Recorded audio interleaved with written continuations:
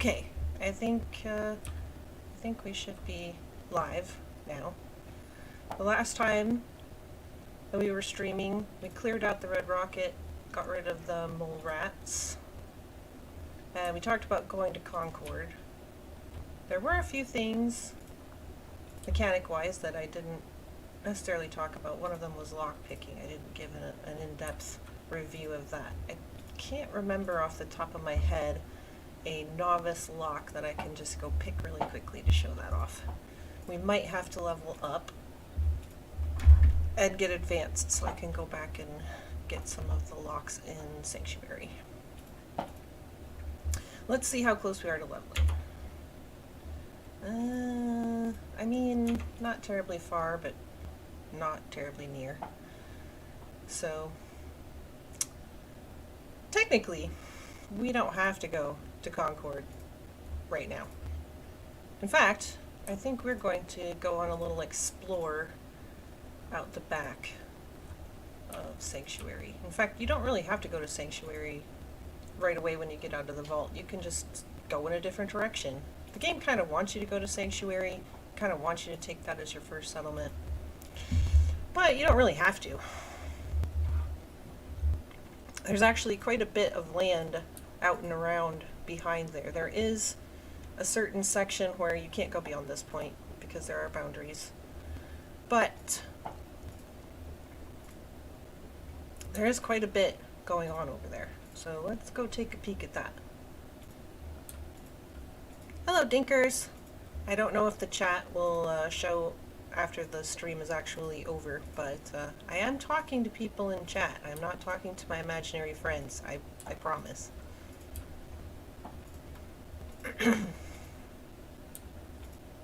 As you can see, there's a little path right here that we could believe that goes up to the vault. Yes, this is the bridge, but we don't have to go up there. We could go that way. We could go that way.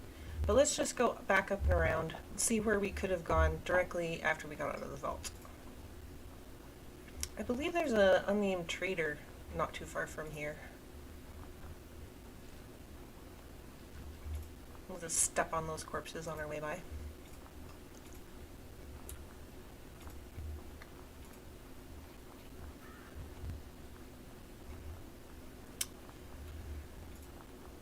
So this is one of the things that a lot of people might not know. Like, the game kind of shoves you in the obvious direction of going back to Sanctuary. And for first-time players, that's absolutely and perfectly fine. I mean, even for long-time players, that's absolutely perfectly fine. But there are other things that you can do. However, sometimes there are also enemies out here that can pop out.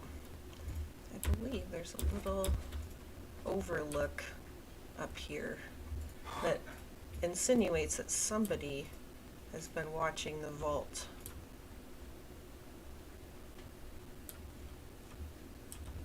Purified water, dirty water. There is a sign here. And a chair that's just kind of overlooking the vault. In fact, if we sit in this chair, we have a very good view of the vault exit. Now, if you notice right at the very bottom, it says T, wait, and that's one of the ways that you can pass time. Like, if I don't like the time of day, say I wanted to be out at night or I wanted to be out in bright daylight, I can just press T, and then I can do a number of hours. Right now it's 5:06 in the morning. If I wanted it to be night, I could just wait. But I'm not going to do that, so I'm going to press Tab and get out of that menu. And then I'm going to get up from the chair. We'll go explore some more.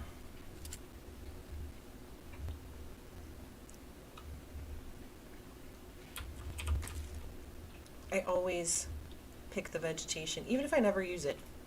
I just always pick it. Oh, my brackets are saying I am discovered. Now that could be because I'm, mole rats. Ugh, I hate mole rats.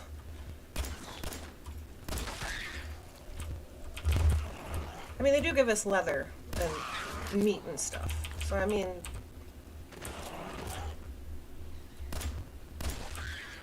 They're not terrible, but I hate the fact that they just pop out of the ground.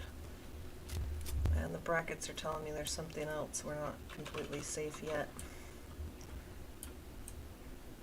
So, I think I touched on it last time, but the little brackets that move around the word hidden will tell you if there's something that could be detecting you. And the closer they get to the word hidden, the more likely it is that you're going to be spotted. If you are spotted, it'll go probably, if they're aggressive, it'll go into caution and then danger. Caution means that they haven't really figured out 100% where you are yet. Oh, well, that's a thing. Looks like somebody's on fire over there. I wasn't expecting that. There are things that happen like that. There are different factions, different moving people and creatures around the wasteland will come into contact with each other, and sometimes they start fighting each other, even if you're not involved. So, but I know that there's some first aid here and some beans. Sometimes there's also a patch of mines around here. There's like a... What is that? Is that a... Okay, that's a cow corpse. Oh, that's a dog. Okay. This doesn't bode well. Who's setting people on fire? Oh, a bloatfly. Well, cool. I see that there's a raider over there, 2 raiders. I think there's usually 4 here. Do I have... I don't think I have anything good. So we're going to go the other way right now. I don't really have a whole lot of good weaponry, and I don't think I have any armor on right now, except for that one piece of leather I think we found last time. So I'm not really going to get involved in all that right yet. Now, Dogmeat's a pretty good companion. However, he can get into some trouble sometimes, and he'll go racing out when you want to be stealthy. Where did he go? Where are you, Dogmeat? I just saw you. I don't know where he went. But you can command him to stay if you find a good place for him to kind of hide out and not draw attention, if you don't want him racing out. Any companion, really. Humanoid companions can be a bit stealthier. It depends on what kind of weaponry they have, and dogs. No, I don't like you. I'm sorry, but those are not nice, fluffy, wonderful dogs. Those are horrible, gonna tear your face off dogs. There you are, Dogmeat. So, you notice when I look at him, there's the command, and I can hit E, and then the bottom option, you can use your arrow keys, stay. Stay would make him stay right here, where I've told him to stay until I tell him to follow me. But we're not going to do that, so I'm going to hit tab and get out of the command menu. There should probably be a few more dogs around here. Q. Aha! I knew it.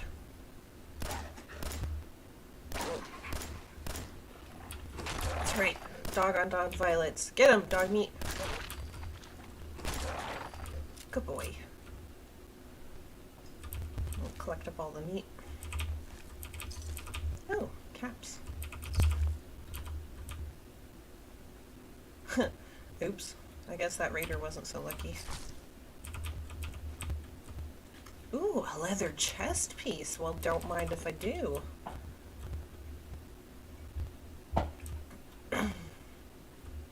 In fact, I will go into my inventory and put on that leather chest piece right now this minute. Now, I did get some raider gear. I don't particularly like raider gear. It's pretty heavy. It's alright. It doesn't have as much electrical resistance. It does have a bit more damage resistance on it, but first of all, it's ugly, so I don't like wearing it. But second of all, it's just kind of poop. It's heavy and it's just ugh.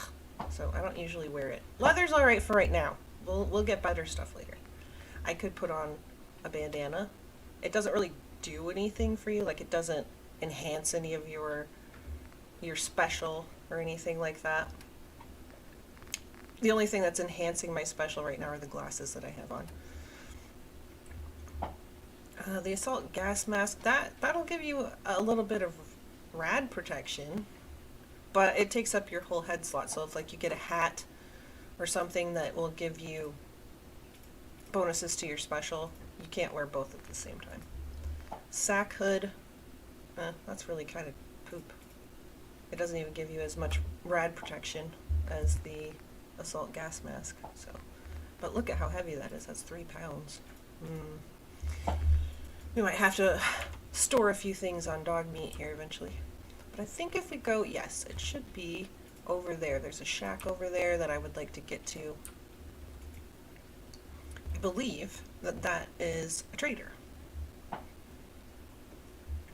I don't think they have anything super great, but especially early game, a convenient trader, if you don't want to hit the main cities or wade through the downtown area, can be a little hard to find. And it also depends on like the decisions you make. Some of the traders might not like you, depending on the decisions that you make. I did mention that if you go wading into like deeper water, you will take a bunch of rads. And since I have, I believe, some Radaway with me, I'll go ahead and illustrate my point. If I go out here into deeper water, is this deep enough water to even bother? No, I guess not. Usually if you go into deep water, like I could go over to Sanctuary and get some deep water, you'll start taking some pretty significant radiation. But if it's just like ankle deep, a lot of times it doesn't really count as water. Ooh, a kitty! You can't even pet the kitties or anything in here, but they are adorable. I definitely think they should have had a pet. Where are you, trader? Are you in your garden? I think you have a garden around here somewhere. Are you gone? Really? Where are you? Oh, there you are. You are in your garden. Now, as I mentioned last time, if it has wild in front of it, that's not something that you can plant. However, if you take iron or lead belly, that will reduce the radiation you take from eating, say, pre-war foods or just regular uncooked foods that you'd find around. You could get some radiation from them, but this will lessen it, and the more ranks you get up, eventually you won't take any radiation from eating or drinking. And eating and drinking does give you your health back. So let's talk to him and see if he has anything interesting to sell. Probably not, but we'll go ahead and try it anyway.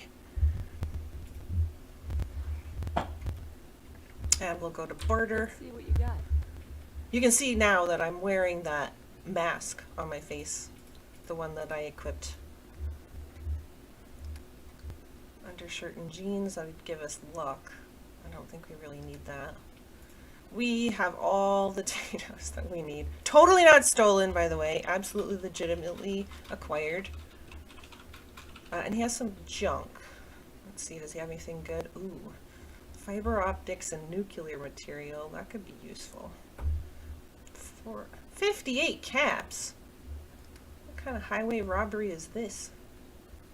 I don't think I have anything on me that's going to sell for really well. Got some aid. Do I have any junk? I've got some junk. But I probably want to keep... Oh, I do have some cigarettes. I could sell them. I'm not selling any of that. That's going to come in handy. Oh, I've got cigarette curtains. Good. I can sell him that. So he owes me 46 caps, technically. And he only has 40 that he could give me. So this is why this is grayed out, because he technically doesn't have enough to actually make this sale. And you can do that, but you can also trade then for something that you want, like that biometric scanner. Now I only owe him 12 instead of the 50 some odd cats he was charging for that. So that's not so bad. Hello, Lainey. Yeah, I might have started streaming under the radar. I might have done that. I need a chef hat. Yeah. Oh, my husband is playing a game and I'm sort of backseat driving for him, and he has the funniest looking character I've ever seen in my life. It is amazing. He's wearing like a chef hat and a bandana, and oh, it's priceless. I love it. Alright, so we're going to go ahead and accept this trade. That biometric scanner is going to help us get a decontamination arch up. Ah! What was that? I have no idea. Yeah, what? I don't know what that is. Uh-oh. I think things have gone wrong, guys.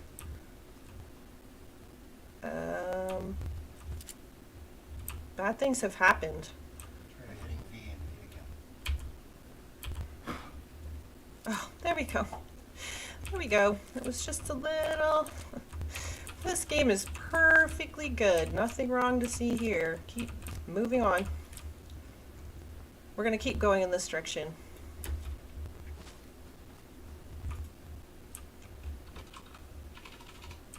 I don't think there's too much more in this direction that's fancy, so we actually might head up the other way, because I believe there's a little raider shack up there that might have a couple of dead settlers in it that we could loot. Dead settlers are always nice. I mean, they're not when it's your settlers, but when they're just random settlers that don't belong to you, it's fine. Especially when you can take all their stuff. And we do want to be careful, because those live raiders that I was like, I don't have the equipment to take those on yet, are right up there. So we're going to want to circle around pretty wide. I mean, I could probably take them out. I have quite a bit of ammo. It is XP. And I do need XP.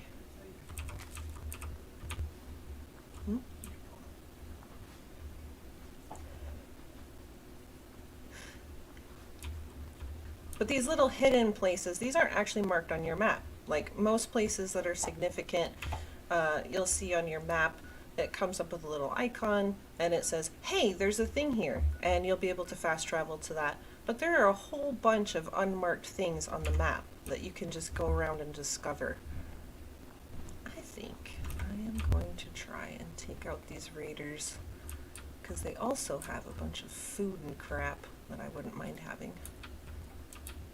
And probably some bullets. Bullets are nice. Jerk. Ha! Suck it. Yeah, see, now I'm full in danger. They know where I'm at. And they are actively shooting in my direction. If I go back and hide and like move away from where they last saw me, they might lose track of where I am. Yeah, see, the brackets are starting to widen out. I'll be going into caution pretty soon. And then they won't know exactly where I am. They still know that there's a threat around, but they won't know exactly where I'm at. Yeah, like that. Chuckle nut.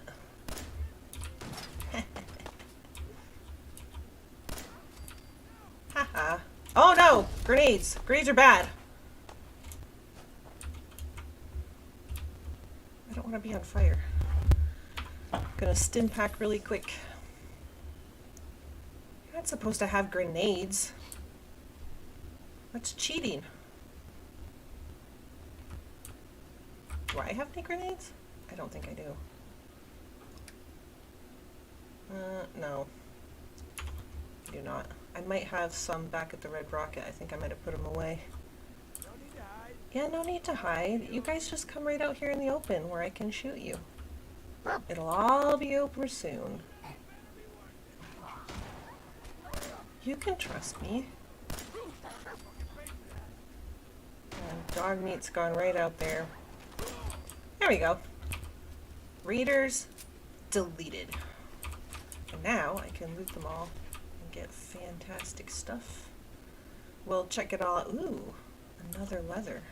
Yum, yum, yum, yum, yum, yum, yum. Okay, let's take everything that they have. He fell in the fire pit. Oh well. Yeah, you'd think that once word got around that all these naked bodies just started like turning up all over the wasteland, that people would be kind of afraid. But they don't really care, apparently. Alright, let's check and see what kind of apparel we have. Left arm, right leg. Excellent! That's like a full set. Yay! Alright. Ooh! And now we have some Molotov cocktails ourselves. Excellent. Things are looking up. So we're going to go in this direction. You can see Sanctuary right over there. But we're going to circle around it, because I think there's a couple of things up here in the hills. Yeah, get bonked. That's right.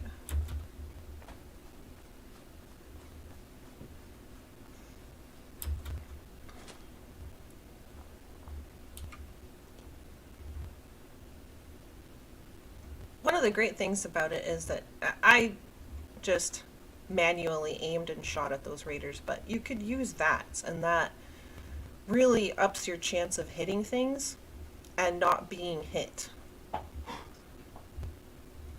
And the better perception, I believe, you have, the better you are at aiming in VATS, and the higher percentage you'll have when aiming in VATS. Because if you look at something in VATS, it'll give you a bunch of percentages for each body part that you could aim at, like say the head or an arm or a leg. And the more perception you have, the higher that percentage chance will be that you will actually hit them.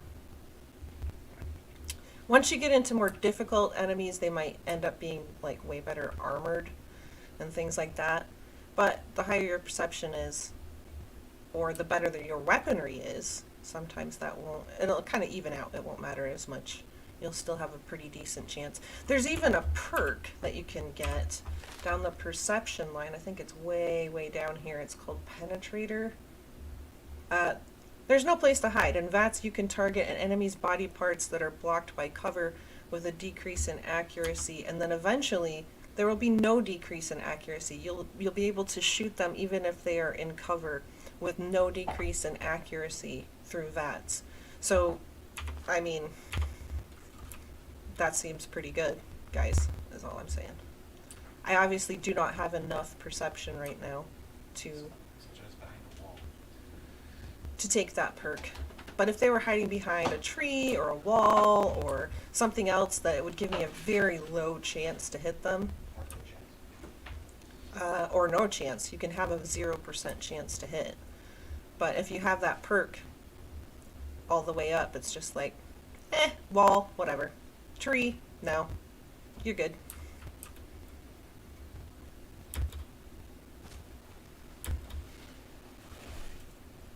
So I think that there's a little something off in this direction. But one of the great things is that all those people that we're supposed to save in Concord, time's not really passing for them right now. They'll be there when we get there. We are the protagonist of this, and so nothing really happens until we arrive. There are those, like I was saying, there can be fights that break out that you have nothing to do with you. And that is true, but like main plot points and main things that you're supposed to be involved in, they won't really kick off until you get there. However, you can accidentally pass a little bit too close to something that may kick off because you needed to be there and you may not realize it. So that's a thing.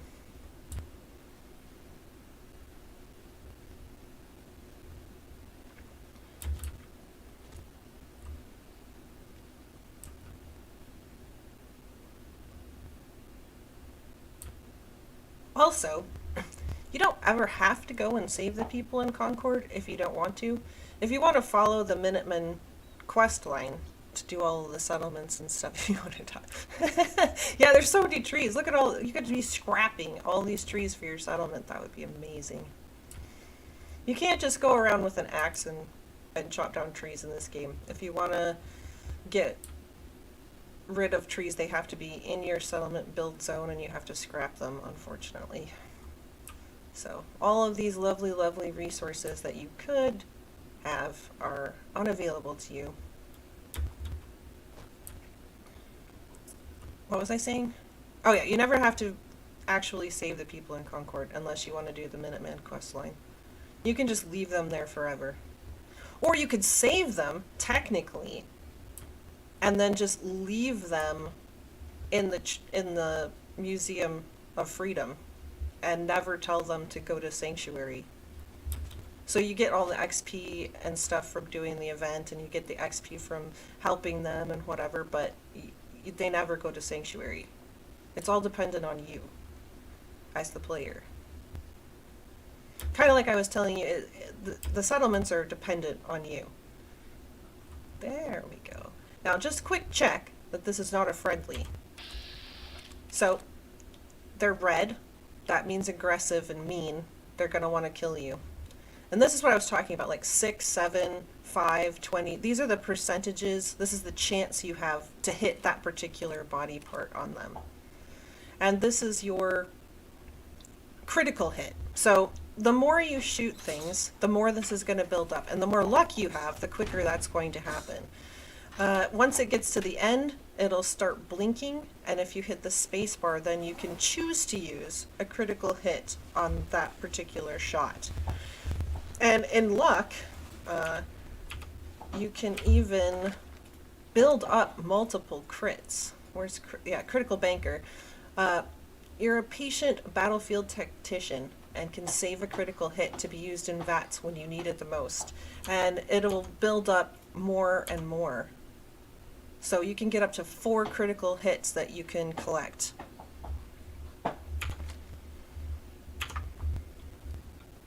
I'm just gonna shoot her. She probably has a dog. You got a dog?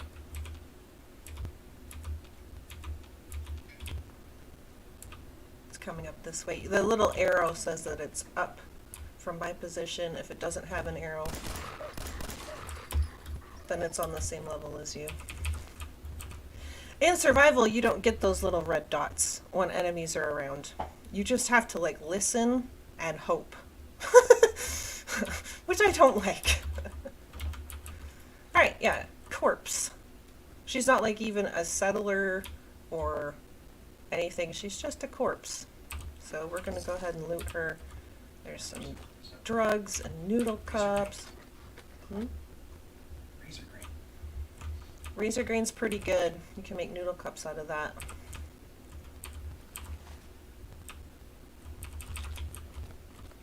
Canned dog food.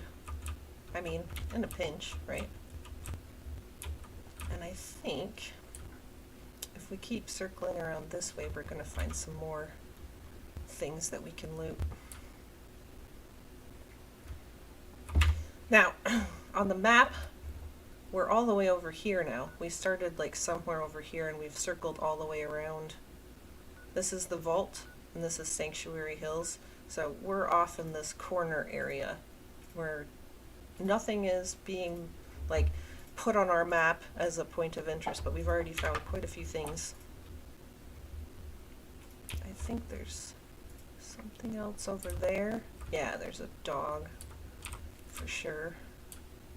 If I had some kind of rifle, that would be useful.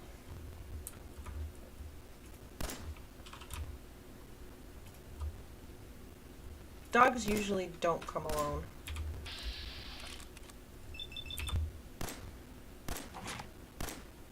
Really? I missed every one of those shots in that? Seriously? Yeah, I need some more protection, for sure. No, jerk. There we go. Ooh, and I leveled up. what was it that I thought? Oh yeah, I was going to take lock picking so that I can go back and show you how to do the lockpick little mini game puzzle. It's not very hard.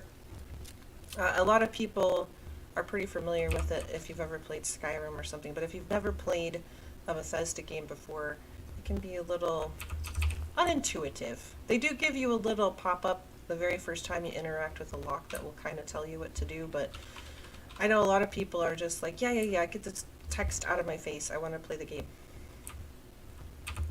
And then they're like, wait, how did I do this again? What was I supposed to do?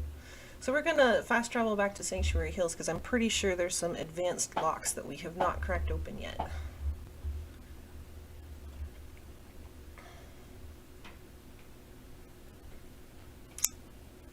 The loading screens can be excessive sometimes. Alright, so here we are. We can put our gun away. We can stop sneaking. I know for sure that that house that had the, right back there where the root cellar is, inside that root cellar there is an advanced lock that we could not open previously because we did not have a point in locksmith. So we'll come down here and open that up and I'll try to explain what's happening. Oh, and I missed some things while I was here last time. I knew I would. I always do. I'm always like, I'm gonna loot every single thing, and then I leave like a whole bunch of stuff. But anyway, so this is a safe. You can see that it is advanced. It says so right under unlock. So we're going to interact with it, and it brings up this little lock with a bobby pin and a screwdriver. So with your mouse, you can sort of sweep back and forth to try and position your bobby pin, and with the A key by default on the keyboard, you start kind of testing things. If that bobby pin is sort of wiggling and makes kind of a ticking noise, then you know that's not the sweet spot. You're looking for something that's going to allow you to go all the way across. See how it's wiggling there? You'll end up breaking your bobby pin, and we only have 5, so we don't want that to happen. Oh, and we just broke it.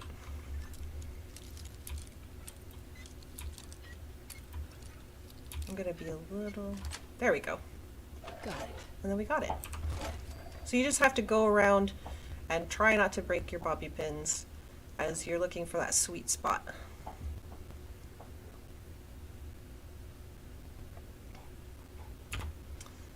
If you go into your perks, if you look here, locksmith will increase the level of lock that you can open up to master, and then the last rank, you will never break your bobby pins during a lock picking attempt.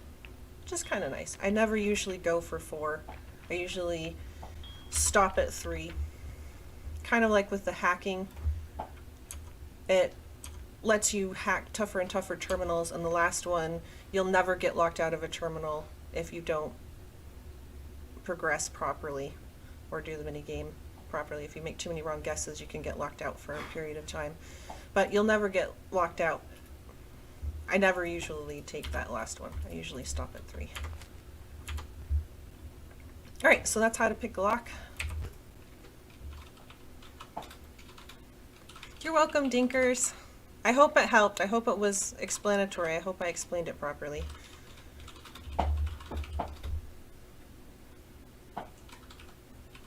Hey, newbie! Alright. So, we could go back to the Red Rocket and set up some more things. I don't know how much more we can really set up. Oh, there are a few things that I wanted to talk about in the Red Rocket that I forgot to mention last time. We were setting up some defenses, we were setting up a food source, we were setting up some water. One of the things that I forgot to mention about the turrets that I put up is that they will never require you to fill them with ammo. They will just always work as long as they're not broken. If they take damage, you might have to repair them. But they're kind of jiggling and swinging around. That means they're working. They're not smoking, there's not smoke billowing out of them, they're not just sort of stopped and sad and looking down. They're moving around actively and sort of jiggling. They make a noise as well. If we were up there, they would be kind of loud. But they never require you to fill them with ammo. And these particular types don't require power either. They don't require you wiring them into the power grid. Some of the other, like laser turrets and missile turrets, I believe, require power.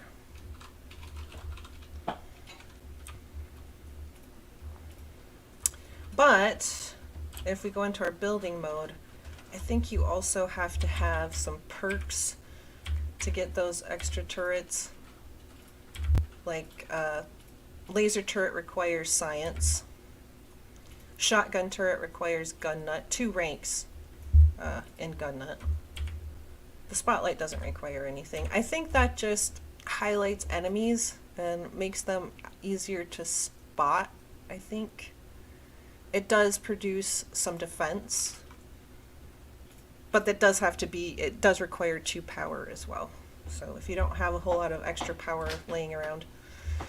There are certain items that actually require a couple of units of power, so you have to probably wire them in, and they will take away from the total power. Like, you'll still have the total number of power, but you'll only have so many more units to use after that. But say you want to put in lighting, it doesn't actually require a certain amount of units, so they're not really using up your electricity in that way. They just have to be within range of an electrical source. So I will try and show that off. We'll make a small little engine here. And we'll make an electrical connector. And then when you're looking at either the generator or the electrical connector, you have to hit space to attach a wire, and then space again to actually attach it. So this wire is connecting the power to a general area now here. And I'll show you what I mean by trying to put up a light bulb. So if I put the light bulb here, it'll turn on, no problem, even though it's not directly connected with wires. But if I try to put a light bulb, say, over here, it says that there's no electricity. You're going to have to put up more of these connectors with more wires around so that it gets in the general area. And I'll show you in just a second. I'll put up some more of these connectors. I'll put another one here and another one here and connect them with wires. Now if you notice, the light bulb is on because we have sort of spread out the area that electricity is in.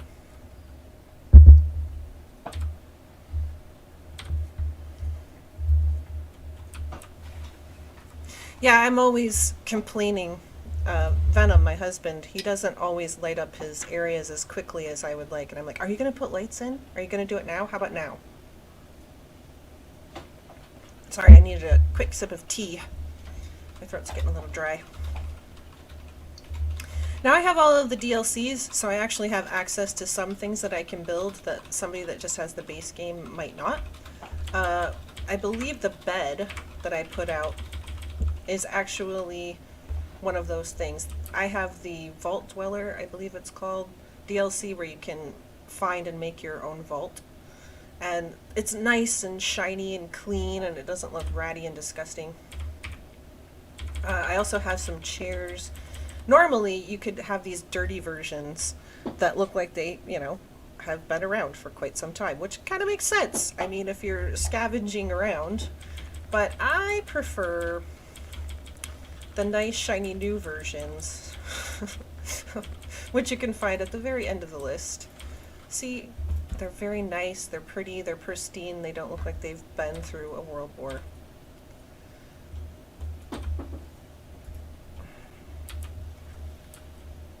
I believe there's also switches and logic gates and stuff, so if you only want something powered for like a certain amount of time, or you want it to switch on when something happens, there's a whole bunch of those things that you can do. I don't really delve into that. But there's all kinds of conduit junctions and stuff, and electrical pass-throughs and whatnot, switches. So, I mean, you could really delve into it if you wanted to. I don't. I'm pretty much what you see is what you get. Wires everywhere. I try to make it look nice, but I'm not going to be terribly fussed about it. We did talk about how there's no food right now, even though I have some food planted, and that's because I have 0 settlers. If you wanted to start getting settlers right away, you could make one of these. It's called a recruitment radio beacon. It does require 1 power. The difficult thing to get super early days is the crystal, just because in this early area crystal isn't really abundant. You will find it. I think you can even get shipments of it from certain traders, if I'm not mistaken. But yeah, we couldn't even make one of these if we wanted to right now. Oh yeah, which reminds me, how close are we to getting our decontamination arch? Not very. We still need 5 more fiber optics. Okay. Fair enough.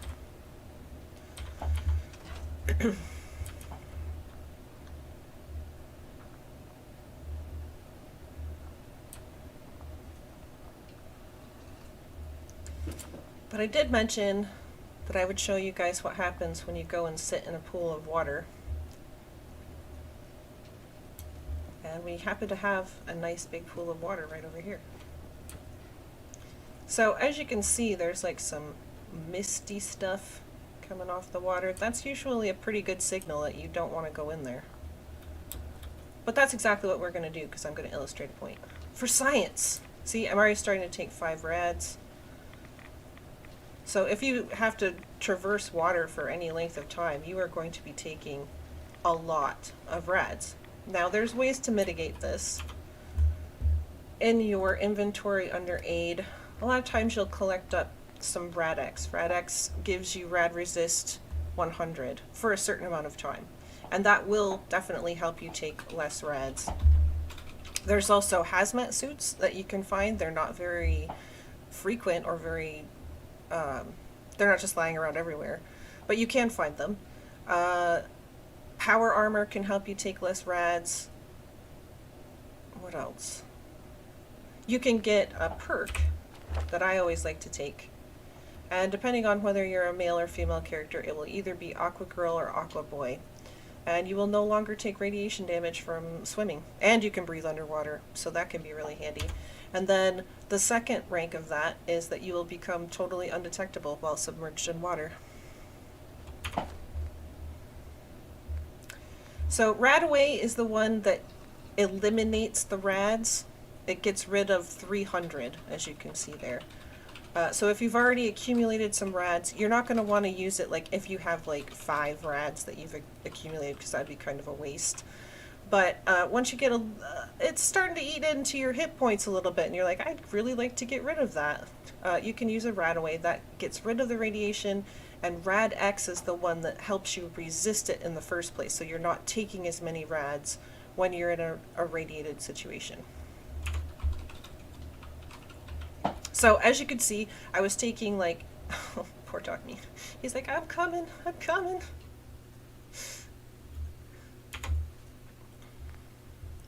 Oh, hey, Gibby. How are you guys doing? I hope that this is going pretty well. So anyway, as I was saying, I was taking 5 rads when I jumped into the water. I'm going to take a Rad X, which has a little pill icon at the bottom left, and then I'm going to jump into the water. And now I'm only taking 2. So that's better. I mean, it's not good, but it's better for sure. And this is not the most irradiated. Like, 5 rads seems like kind of a lot, but there are places, especially, you have to watch out. There's a place, I believe, right over there somewhere that has a lot of waste barrels where you start taking quite a few rads. Yeah, I think it's right over there. There's also some bugs over there. There's a blowfly right there. I need a rifle. Is what I need. Let's go back to the red rocket.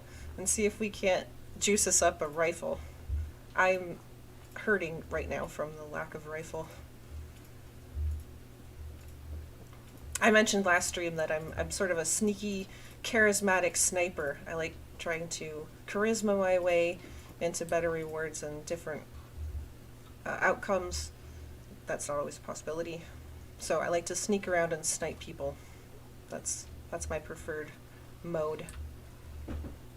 Not always possible. Sometimes you get dropped right in it. But let's see if we can turn anything we have into something decent. Okay, so we do have some pipe pistols. Pipe pistols are kind of like the super basic weapons that you'll find a lot. You'll find a lot of ammo for them lying around. 38 ammo is one of the most readily available ammo types, I think, in the game. So you can actually take this pipe pistol and you can turn it into a sniper rifle. So let's see. The receiver is what's automatically going to get us some more damage. Now the pipe weaponry also can only be upgraded so far. I mean, it's not going to be the best in the game, but it's definitely going to be something that you can get a lot of ammo for, and you're going to have access to it right off the bat. So let's see. That's going to eat into our adhesive. This is why we didn't upgrade any of our weaponry. I remember now. Okay, well, let's see, we could get a long barrel. Yeah, we're going to need more adhesive than that.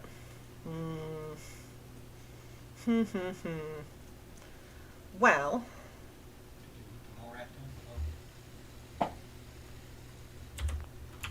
I think what we're going to have to do before we upgrade anything is we are going to have to find some more junk. We're going to dump off some of this stuff. I'll just leave the pipe pistols there. And I'll leave some of this so we'll have plenty of room to loot. Because we wouldn't want to have to turn some loot down, because that would be heartbreaking. So, one interesting thing that I think I kind of touched on the last time was that your workshop is kind of like just a big, huge dump box. You can just put infinite amount of things in it. You can just keep socking things away in it for as long as you're playing. But, interesting fact, all boxes are kind of like that in Fallout 4. One thing that you have to kind of make sure about is if you're modifying any weaponry, you'll a lot of times end up with mods, and mods actually have weight. They're like 0.5 units of weight each. So if you have a whole bunch of mods, if you're not paying attention and you don't take them out of your inventory, that's going to eat up a lot of your capacity. So always make sure that you look for mods and leave them behind, because you do not want to be carrying them around. Alright, I think we've cleaned out our inventory. I feel like I was in the middle of another statement and I interrupted myself. Oh yes! Infinite boxes, that's what I was talking about. So let's say that I want to create a box. That would be under furniture, containers. I'm just going to make a little one. We'll make this little tiny cooler. That doesn't look like it could hold very much. We're just going to plop it down there on the ground. And you can transfer, I can literally transfer everything that I have on my person into this box and just keep putting everything else. Anything I loot, anything I have, I could transfer all the stuff that I have in the workshop right now into my person and then put it in that box. Because they have infinite capacity.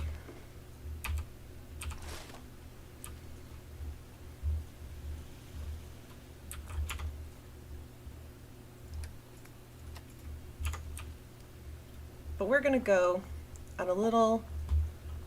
Oh yeah, I gotta re-equip my armor. That's one thing.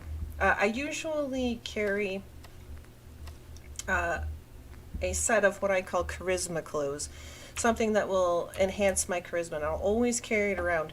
But one of the things you really have to remember is you only want to be wearing that during charisma situations. And you'll think, well, yeah, of course, that's kind of the point. But no, you can forget to change back out, go out into the wasteland in your charisma gear that basically gives you no protection whatsoever, and try and get into a fight without your armor on. It happens.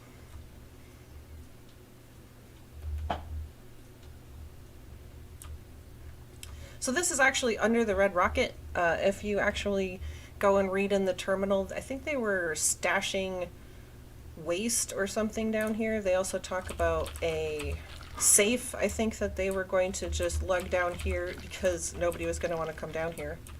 And nobody knew about it. So they're like, oh, it'll be great. Mole rats. You already know my feelings about mole rats. I have to say that giant rad scorpions are worse because they're actually more dangerous than mole rats. And they also pop out of the ground. But I don't like mole rats. I just don't like them. They're terrible.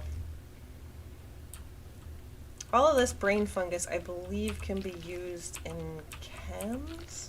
Question mark? Let's take a look at it. Is it under aid? Yes. So, it can give you a little health back. I mean, if you were desperate, I still wouldn't do it because it gives you a bunch of rads. But I believe you can make a chem out of it of some description. Like I said, even if I don't use it, I always pick up all the pick-upables. I'm not even really sure why, but I just do.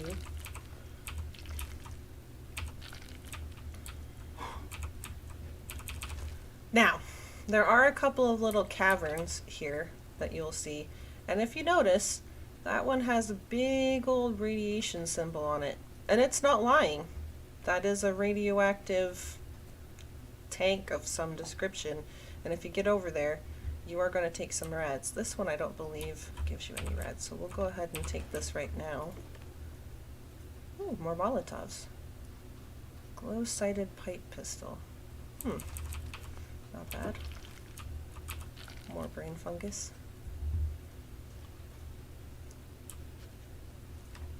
You know, you could be taking care of the last mole rat that's probably usually the worst over there. Dog meat. Anytime. No? Alright. I believe there is one more mole rat over here. It's a rabid one. Gross. I think in survival they actually can give you a disease. And here's the safe. So we're going to use our skills that we previously talked about. And we're going to find that sweet spot. Hopefully. Because I've only got 4 bobby pins left. Nope.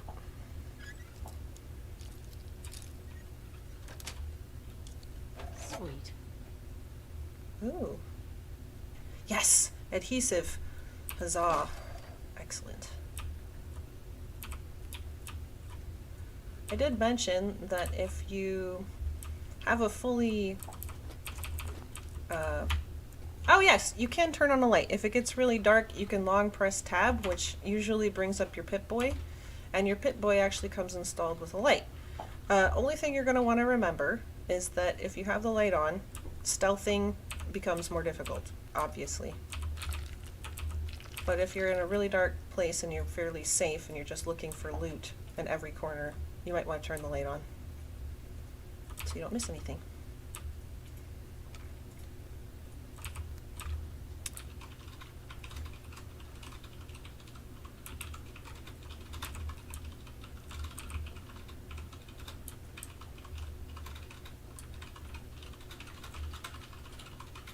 So you have to kind of scour every... Look, oh, I almost missed that. That was a combination wrench. I don't usually take the bones. I know that my husband even gets the bones there. I think they're used for something. I think it might be raider decorations. But that's not really high on my priority list. So they have quite a bit of weight, I think. So I just kind of leave the bones. The bones aren't terribly important to me. So we come over here. Now, I could use another one of my Radexes to mitigate some of the radiation, but they last, that Radex lasts for a while, and I'm only going to be in and out. I'm going to try and go in as quickly as possible, pick up a fusion core, and just kind of like start spamming the key to pick up everything and then get out.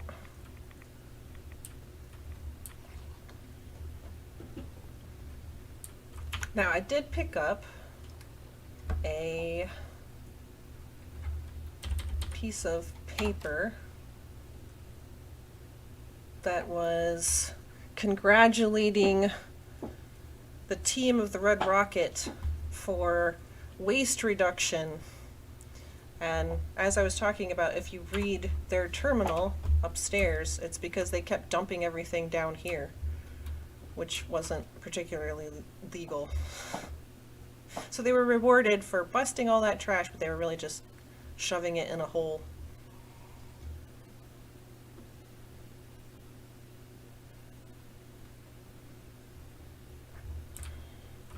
Well, that didn't net us a lot of adhesive. So I guess we might head off towards Concord.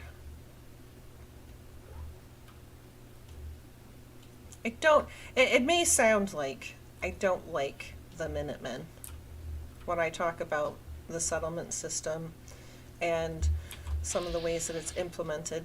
We do have a couple of enemies over here on this desiccated Brahmin. Normally you'll be coming from the other direction.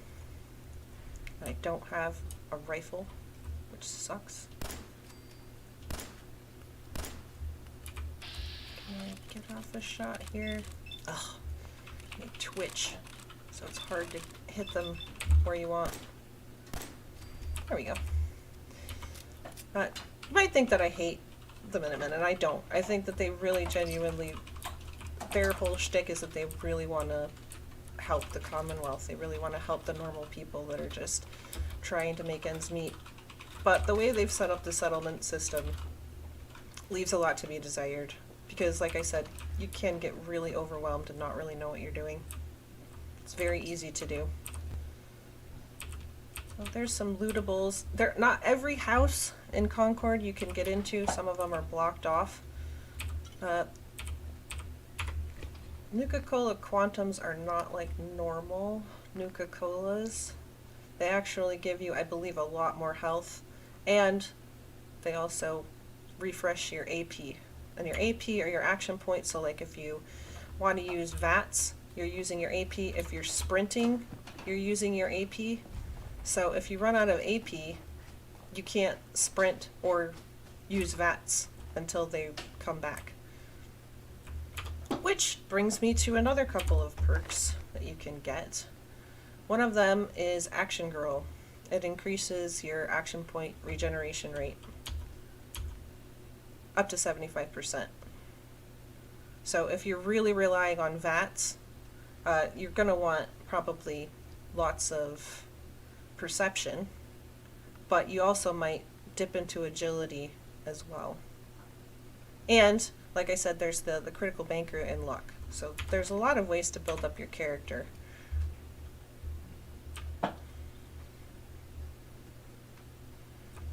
Hey. No, dog meat, I'm not talking to you. Your companions do, for some reason, like to get right in front of you, especially if you're trying to run away from something and you're in a doorway. They love to stand in the doorway and keep you from proceeding outside of the danger zone.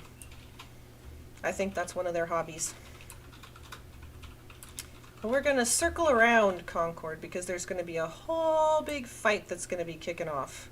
This is one of the events where your presence makes it trigger.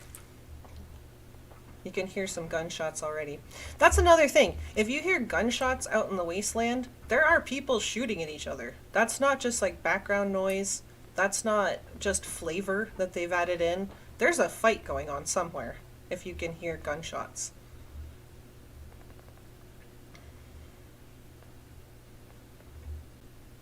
There's definitely more difficult ways to build your character, but I wouldn't say that there's a wrong way.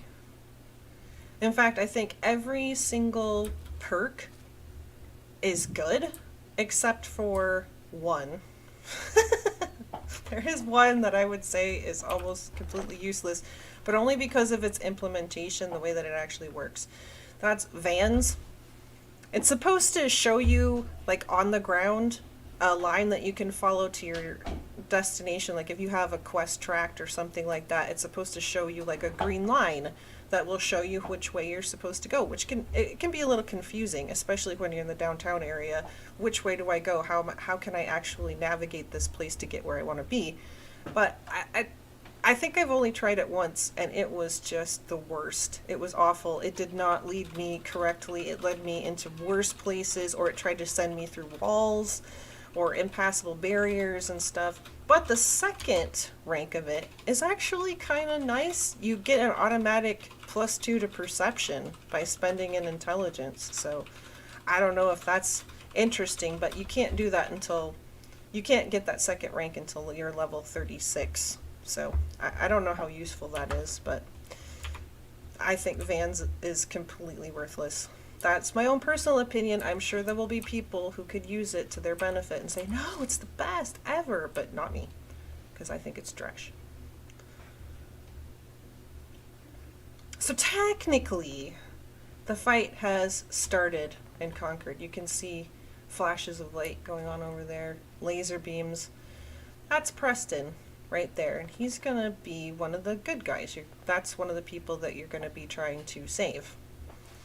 He's also the guy who gives you all the settlement quests. And again, I don't hate the Minutemen, but I really wish they would have done the settlement stuff a little differently, so that you didn't have to do everything yourself for all of your settlements.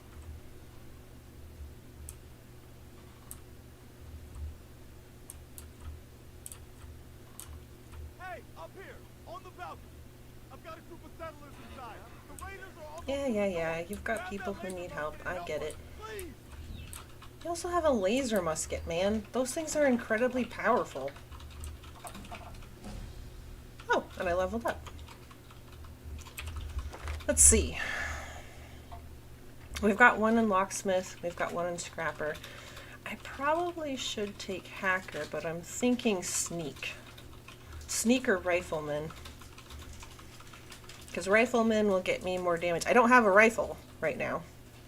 I'm actually using a pistol, which is under Gunslinger, but eventually I want to have a rifle, and that would help me. I could also take Black Widow. I think this is another one. It depends on if your character is a male or a female. I get Black Widow because I'm a female, and that helps me do extra damage to men in combat, and also makes men easier to persuade in dialogue, and that will go up as you get into the ranks of that. There are a lot of males in the Wasteland that you're going to be fighting or trying to persuade, so it's not a terrible perk to take. Or I could get Gun Nut. Improve my guns.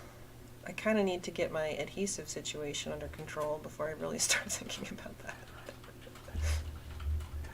that. I think I will take Gun Nut though, because you really need to start improving your guns so that they'll do more damage and stuff.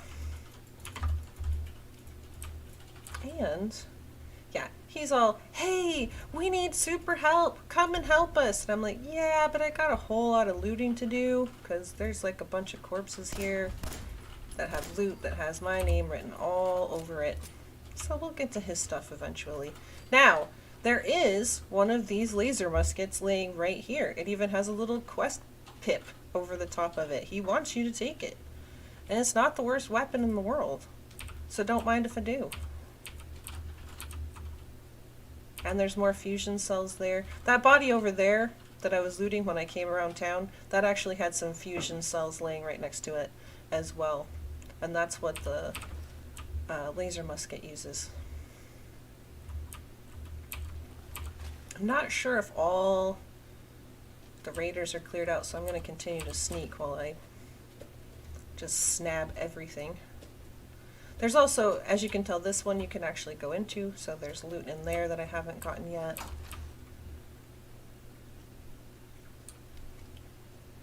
One of one of the things that really surprised me is when you walk through here with power armor, you can squash these sandbags and it sounds like something terrible is happening, and it freaks me out every time. I'm like, what was that? Oh, it was me. Never mind. I believe it's right over there. And there's also a workhouse, and there's a civic, like a public works. There's a couple of places that have some good loot. I think the lock that's up here is expert. I don't think we have expert yet, but I think, is there bobby pins? No bobby pins. That's terrible. I will take some ammo. Rifle, you say? Don't mind if I do. Doesn't look like there's any more raiders around. I think that one I killed was the last straggler. I mean, Preston can do some good work with that laser musket, so I don't really understand why he was like, oh, please save us. Oh, I don't know what we're gonna do. I mean, you have laser musket, man. Maybe he's running low on ammo. It doesn't seem that way because he just blasts that thing like nobody's business. But, you know, whatever. One of the things I had kind of mentioned, out of the way, dog meat, is that your character starts out in Sanctuary Hills. Before the war, this was their neighborhood, but they apparently don't remember anything about the Boston area. They don't remember where Concord was. They don't remember where the gas station near their house was. They don't remember any of this stuff. Now, if I was frozen for 200 years, perhaps, I might have some problems. Like putting on a chef hat with a bandana. Yeah, I might be led to put on a chef's hat and a bandana as soon as I popped out of the vault. That might be a thing that I have to do. Concord Civic Access, that's what it was called. So yeah, there's a couple of interiors that you can go into and loot. I think they have a couple enemies. Some of them do. I don't think the speakeasy does. But we're gonna loot all these raiders, and then we're not gonna help Preston right now. We're gonna take all this stuff home, I think. We'll probably pop into the speakeasy because I know that doesn't have anybody in it.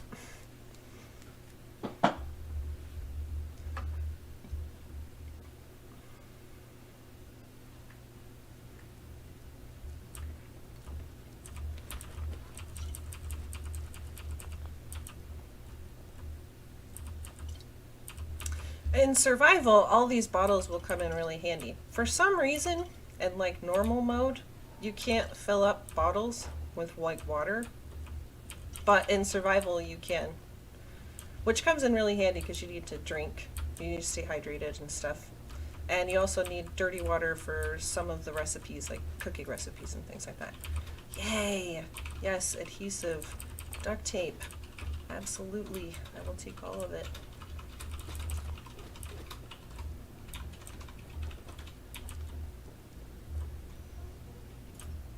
Yeah, you can still use the glass. I'll still pick it up because it'll scrap down to glass.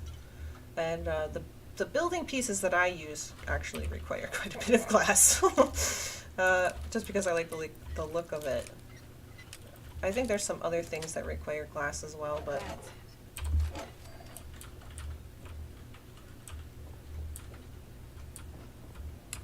if you look at your junk.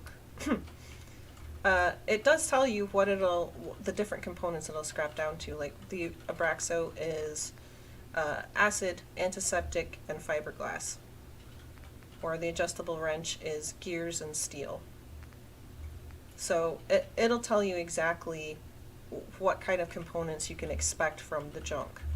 So you could target different things, like say, oh, I don't care so much about the glass, I don't really need that, or I already have a lot. But I know that I need springs, or I need gears, for example. So I'm going to hyper target. I'm going to look for those things specifically to pick up. I'm just like a loot hoover, though. I just go around picking up all of the stuff. Now, one thing about the speakeasy is that if you're going melee, there's a really nice piece of equipment that you're going to want, and you can find it really early on, and it's actually pretty decent. So these Vault-Tec lunchboxes are hidden around. Eventually, if you take Explosive Expert, and yes, you can become an Explosive Expert, that is Demolition Expert right here, where your explosives do more damage. You can also craft them, and on the second rank you get a throwing arc. So like in VATS, I believe, or I don't even think it's in VATS, I think you have one readied, and then it'll show you like a green arc of like where it's going to land, which can be really handy. And they'll affect a larger area. And eventually, if you shoot somebody else's like mines or grenades, they'll explode for double damage. And just your explosives will do double damage. So you can become pretty potent. And lunchboxes are one of the ingredients for bottle cap mines, which are some of the best explosives in the game. So when you find them, you want to grab them if you're interested in exploding things. But right in here is what I was talking about. You can find machetes. And machetes are actually pretty good melee weapons. Without any, I only think I have 3 strength, and they already do like 19 damage, which I believe is more than the pipe pistol was doing. Yeah. It is obviously a melee weapon, so you have to get like right up in their face. But if you're going strength, you can take big leagues, so melee weapon damage is increased quite a bit.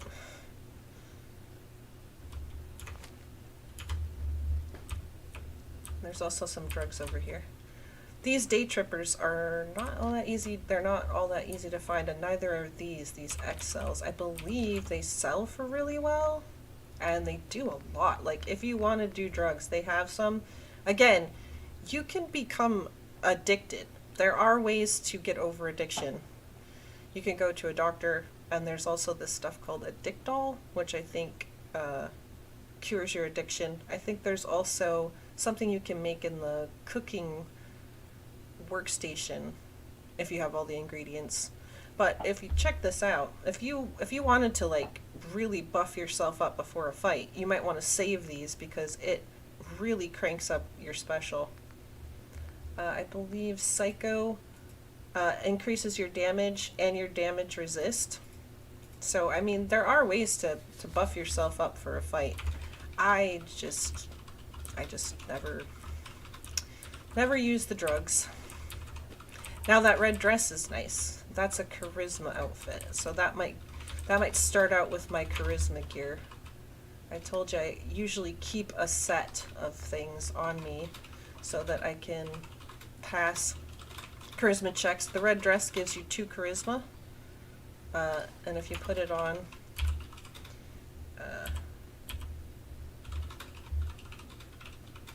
it looks pretty snazzy. I mean, not with my hard hat and camo bandana, but as a dress, it's nice. But you can wear the dress no matter which person you pick to be your, what do you call it? Your main character. So the guy can wear the red dress as well. Militia hat, 1 charisma.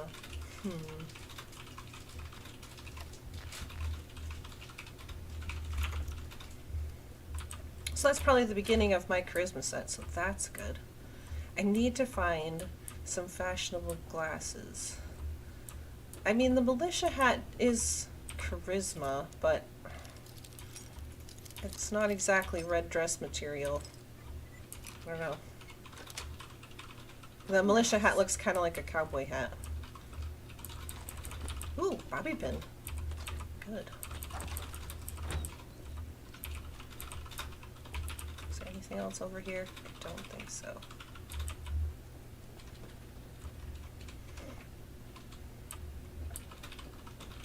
So, when we get to a couple of different areas we'll run into some different enemies, one of them being super mutants. And I was talking last time about how there's booby traps and stuff, you have to be careful. But there's also something called a suicider super mutant, and they carry around a mini nuke in their hand beeping, and if they spot you, they will run at you full speed and try and blow you up. But you can shoot their arm and make them go off early. So if they're standing, like if they haven't noticed you yet and you're a sniper and you're standing back and you can get a good view of their arm, you can actually make them blow up all their friends. There's also another thing that you can do to blow people up. Speaking of blowing people up, if you have a good pickpocket and a good sneak, and you might want to put some in Demolition Expert as well. If you're super sneaky and you can get up behind somebody that's like a humanoid, you can take a grenade and reverse pickpocket it. So you put it into their inventory and then you run away, and it's a live grenade in their inventory that will go off and explode them. In fact, under data, if you go under stats, I believe it keeps track of pants exploded, and it will keep track of how many times you reverse pickpocketed an explosive into their pants.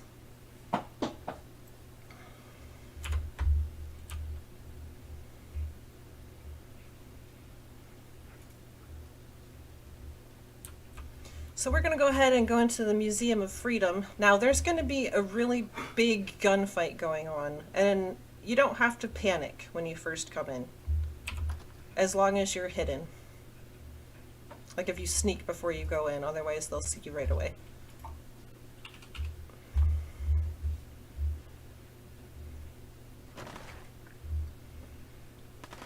So yeah, they're fighting away with Preston. There's one up there. There's one over there. You can pick them off. I wish I had. I wish I had. Oh yeah, I've got that. Where is it?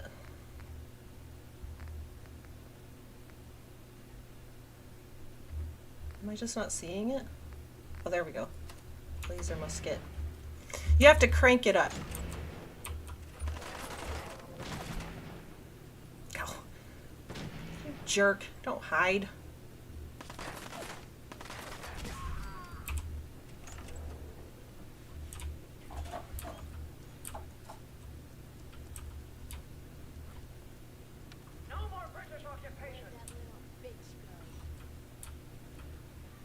I'm looking for red dots. There should be one over there. Probably in this next room.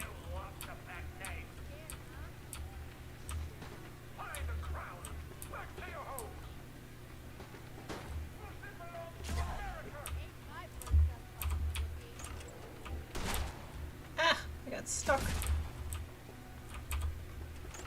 Go get her, dog meat. Really?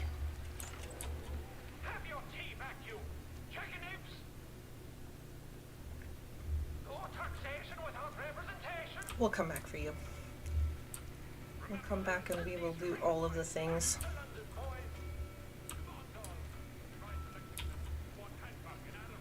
Alright. I believe there's more people up there. But we're gonna come right down here and get this unlocked. You can actually unlock it twice and get double XP for it. We're gonna try the lock. Oops.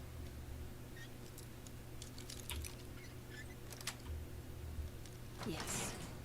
And then we're also going to do the terminal.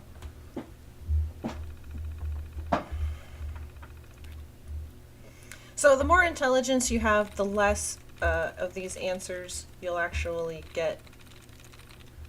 Like last time I told you, you can look for the pairs of brackets and click on them to eliminate some of the dud answers and also reset your tries. Sometimes there's more. It seems like there's a lot of brackets and sometimes there's not a whole lot. There we go, there's there's a set.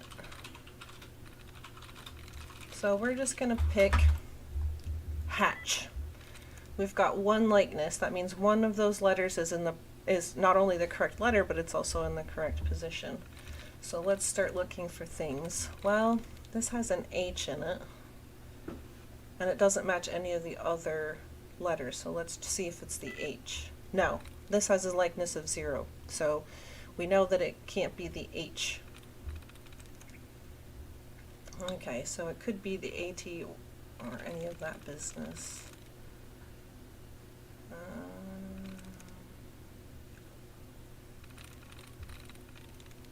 It has an H at the end.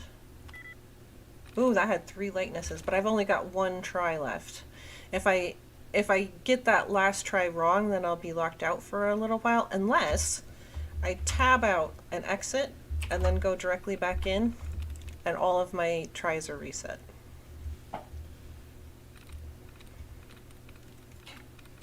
Of course, it'll reset, like you won't have any of the duds eliminated. You'll have to go back through that, but it means you won't be locked out. Which is one of the reasons I don't really go all the way to the top on that one perk, because it's not really necessary.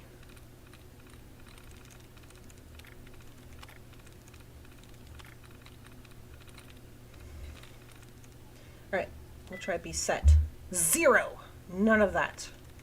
Alright. Looks like that's all different letters. Got it. And that's the right one. Alright. Darn meat. Get out of the way. Take the fusion core. Come with this stuff.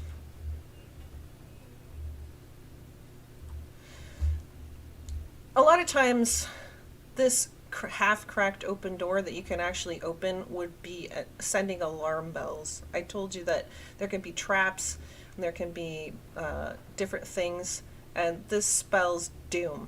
But fortunately, in this case, it's just set dressing. There's really nothing to worry about. Alright, so there's actually some more loot over in these little side rooms. Ammo. Uh-oh. Well, guess what? We're gonna load you down.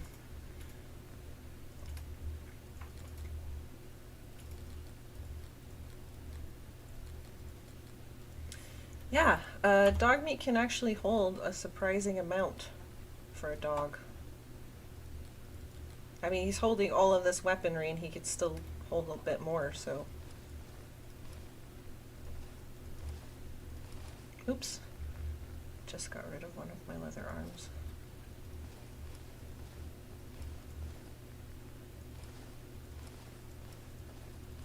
And I'm still putting stuff in his inventory.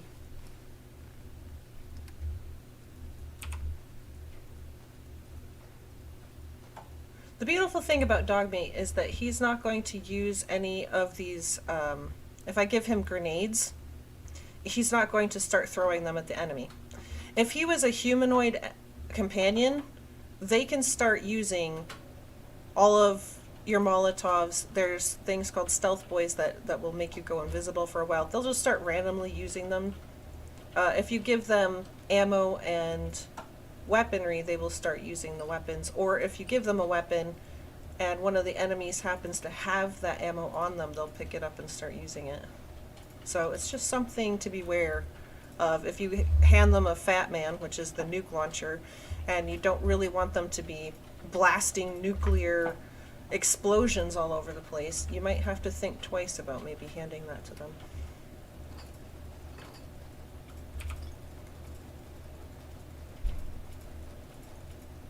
Okay, and he can't hold anymore. Dog meat, unlike some of your other companions, can't be infinitely loaded down, because if you put something, the trick is to put a whole, whatever you want them to pick up, you load them down until they're full, and then you find a container, and you stock the container with everything else you want them to hold, and then you just command them. You say E, and then you point at the container, and you're like, get that. Grab that. search that for me, basically, until all of those things are picked up. It's very long and tedious and boring because once they're overloaded, they pick up things one at a time. So if you have a lot of things that they need to pick up, it can take a very long time, and it's not very fun to play, but then you get to take everything home with you, which is fun, and I like that a lot. So it's kind of a payoff kind of a thing, but dog meat can't do that. If you put a whole bunch of stuff in a desk, say, and then tell him, hey boy, go get that, he'll like pick it up in his teeth and then throw it at your feet. He won't actually put it in his inventory. So you can't just overload him like you can the other companions.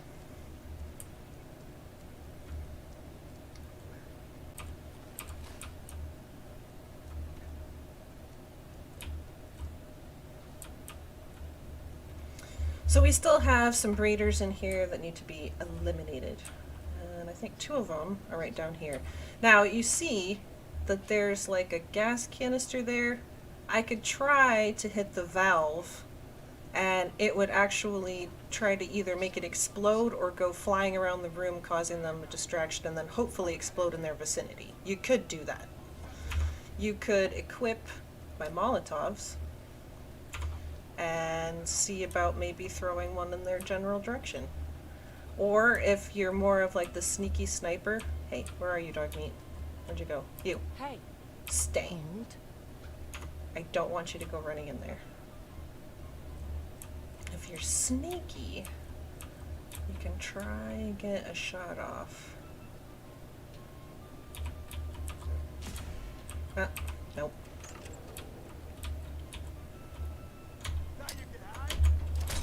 Oh my god!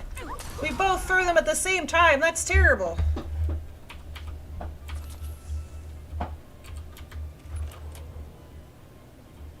But he did get burned to death, so there you go. The other one didn't. He is going to shoot dog meat. Don't worry, dog meat cannot die.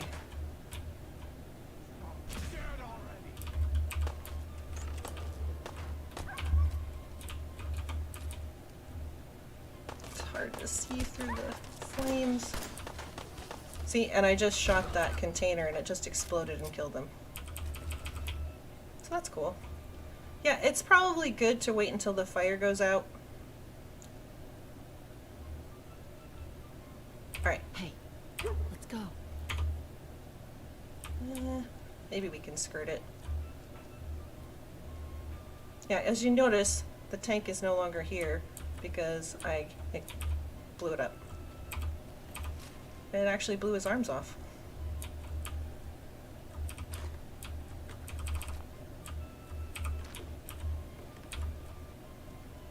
So one of the things I was talking about is that you can actually pick things up with long pressing E if they're not too heavy, and you can bring them with you. I'm just saying, if you want to blow some folk up, this isn't the worst idea. Come on, man. They ain't going nowhere. We got other shit to do. You hear that? I gotta take a little walk. I'll be back. Okay. Let's see if we can do it. Come on out. Come on out the door. It's fine. Nope. It wouldn't. Wouldn't blow up. Ah, dog meat! Jesus. I don't think... Yeah, you can't actually VATS the gas can, unfortunately. If I had a rifle, it'd be a lot easier.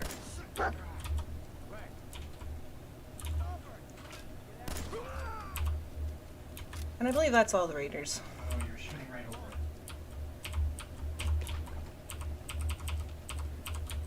Well, it's a really tiny thing that's hard to hit. With a rifle, it might have been better. Or like a scope. Because then you can really focus in on where you're shooting. Which is nice because it doesn't take AP to use the scope. You can just stay scoped in and watch and wait for your perfect shot. That's another thing. You kind of have to be patient sometimes in this game to get the perfect shot. Yeah, you can, there's a key when you're scoped in to hold your breath, and that will steady out your aim.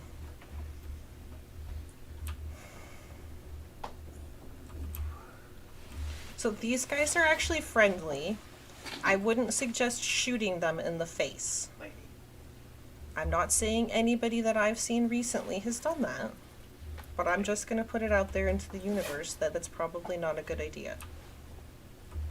There's also a comic book that you can pick up here. I don't know who you are, but your time is impeccable. Trust the Garden, Commonwealth Minute. I was glad to help. Glad to help. Well, if that's true, we could use some more goodwill. As you can see, we're in a bit of a mess here. Go Please, on. Go on. A month ago, there were 20 of us. Yesterday, there were 8. Now we're 5. First, it was the ghouls in Lexington, and now this mess. Now, you know, technically she doesn't know what ghouls are because she's been locked away for 200 years. Ghouls are humans that got horribly irradiated. They got exposed to radiation, and instead of dying from radiation sickness, they actually kind of got mutated into nearly immortal beings that don't really get harmed from radiation. Yeah, it Sorry. sounds rough, Preston. It's really rough. That's good to meet someone who And some of them went, their brains got like eaten away by the radiation, and so they went feral. So if you see a feral ghoul out there, they're probably going to be aggressive. If you see like a normal person that's walking around and can talk and all of that, but they happen to be a ghoul, they're might not be aggressive. You might have seen it. Well, looks like one of its passengers left behind a seriously sweet goodie. We're talking a full suit of cherry T-45 power armor. Military issue. I like it. Yeah, I thought you might. Protection with an added bonus. Get the suit. You can rip the minigun right off the vertibird. Do that. I like Those miniguns. raiders get an express ticket to hell. You dig? Oh, I dig. I definitely dig. Minigun. Now we're talking. I know, right? Only there's one hitch. The suit's out of juice. Probably been dry for 100 years. It can be powered up again, but we're a bit stuck. Don't worry, I got this, guys. What you'll need is an old pre-war FC, a standardized fusion core, your high-grade, long-term nuclear battery used by the military and some companies way back when. We know right where to find them. But we can't get to the damn thing. So that's one thing about this Fallout universe, Actually, I already grabbed the fusion core. What's is that instead of the regular combustion engine that works on like petroleum products, That minigun, they switched to nuclear power as like the source of energy for their cars and for their house electricity, things like that. So it's kind of like steampunk. If you know anything about steampunk, instead of steam energy, they decided to use nuclear energy. And instead of like the 1890s, it's supposed to be more like the 1950s, early 1960s.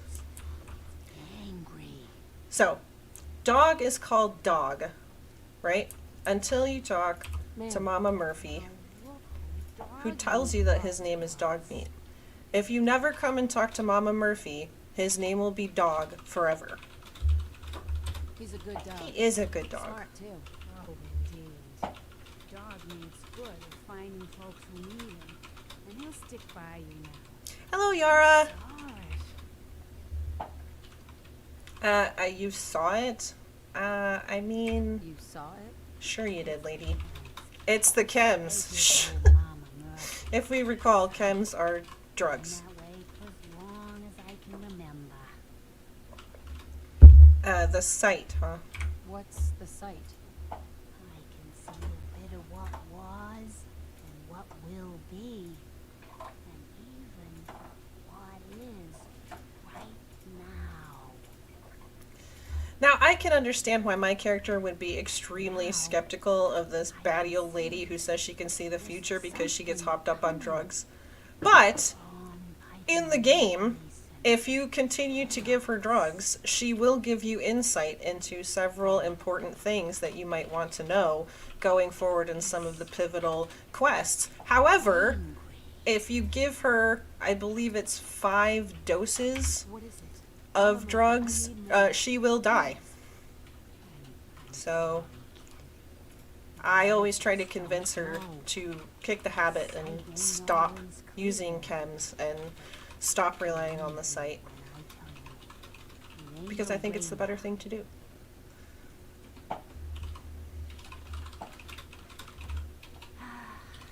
So she just warned us that there's something out there that's really angry, by the way. I was talking over most of it, but she's like, there's something out there and it's angry. Now dog meat is named dog meat, as you can see, which is awesome. There's also a bobblehead here. It's the perception bobblehead. One strategy that you can do is to try and get all of your specials up to 10 before you collect any of the bobbleheads, because that will actually make your special 11, and you can't put any more points into any single special than 10. 10 is the cap. So if you get the bobblehead after you've already reached that cap, it puts your default, your base, to 11. And then anything you wear, like clothing, glasses, hats, any of the accessories that you wear that would boost it, will be on top of that. So you'd have 11 plus, like, say, 2 charisma, so that's already 13 charisma just by wearing my red dress. But that can take a really long time. Not only to get your special all the way up there, but then you have to remember to come back and get the bobbleheads and stuff, and a lot of times I don't really remember to do that. So we're just going to go ahead and grab it right now. It increases your perception permanently by 1, which is nice. So we're going to take it because it's ours now. Marcy is not very happy. She's not a very happy person. She's pretty angry about the turn of events, which, I mean, most of your people being killed off in like a pretty short amount of time because the leadership just couldn't keep you safe. Yeah, I can understand why she's a little salty, to be fair. June is kind of lost. It's kind of sad. He lost his son and turned to drugs, and he's just kind of a mess. So some things in Fallout universe are really fun and funny, and some of them are actually pretty dark and sad. So just keep that in mind as you're playing along. I'm going to turn off my light. So it's directing us to come right out here. This is where we are going to get our power armor.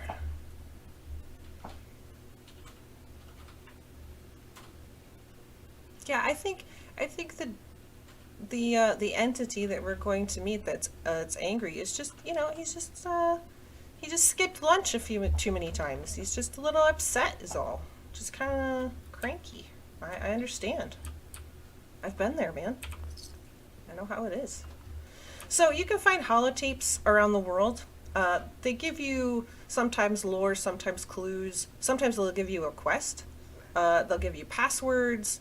All kinds of interesting stuff. So you could just take it and then play it from your inventory, or you can directly play it by hitting R, which is what I'm going to do. It's going to talk over, it'll give me a moment's rest. I'll let the holotape play for a little bit while I sip some tea. Personal log. United States Army Staff Sergeant Michael Daly.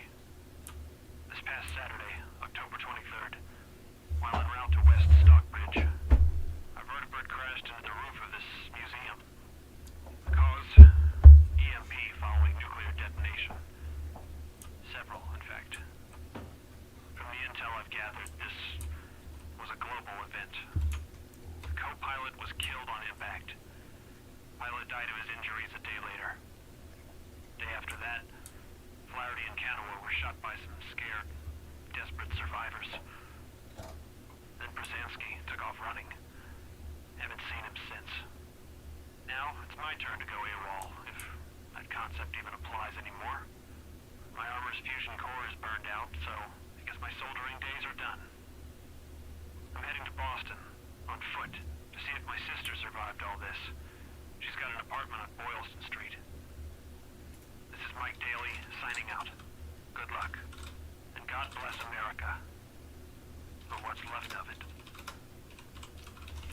So that was the story of the guy who left his power armor here. His vertibird, which is what that helicopter looking thing is, crashed into this building and they got attacked, and then the fusion core ran out, the power supply for his armor, so his partner, the person that was with him, had left already, and so he just decided, you know what, there's nothing for me here, I'm leaving, probably to go try and find his sister. So there's like little bits and pieces of that all around the wasteland that you can find that will give you context and story and really try and like fill in the blanks of what was going on. So one really good thing to note is that you're probably going to pick up a lot of fusion cores, like quite a few. You'll probably have a lot on you. And you can just enter by hitting E, and that will automatically put a fusion core in here. But I don't know what kind of code they use to figure out which fusion core should go into the power armor automatically, but they always pick like a new one, a fresh one that's at 100% energy. And you probably aren't going to want to do that, because then you'll end up, if say I had like 20 that were 100% and one that was at 50, if I just went up and entered a cent of power armor, it would pick one of the 100%ers. So then even if I only moved a little bit, now it would be at 99%. So then you end up having like 100 fusion cores at 99% instead of one stack that are at 100. So I'm going to actually transfer, and I'm going to put in the one that's at 50 out of 100 charge, because that's actually down a bit.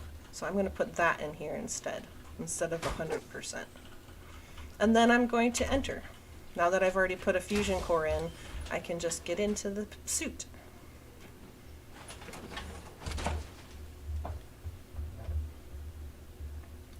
So now that I have power armor, I have more carry capacity. I have this extra armor. I don't think that any like armor that you're wearing inside the suit actually works like intended. If you're inside this, it's all going on the power armor's stats and stuff, instead of like say your leather armor that you have. This shows you how much energy and how many fusion cores right here, this little dial.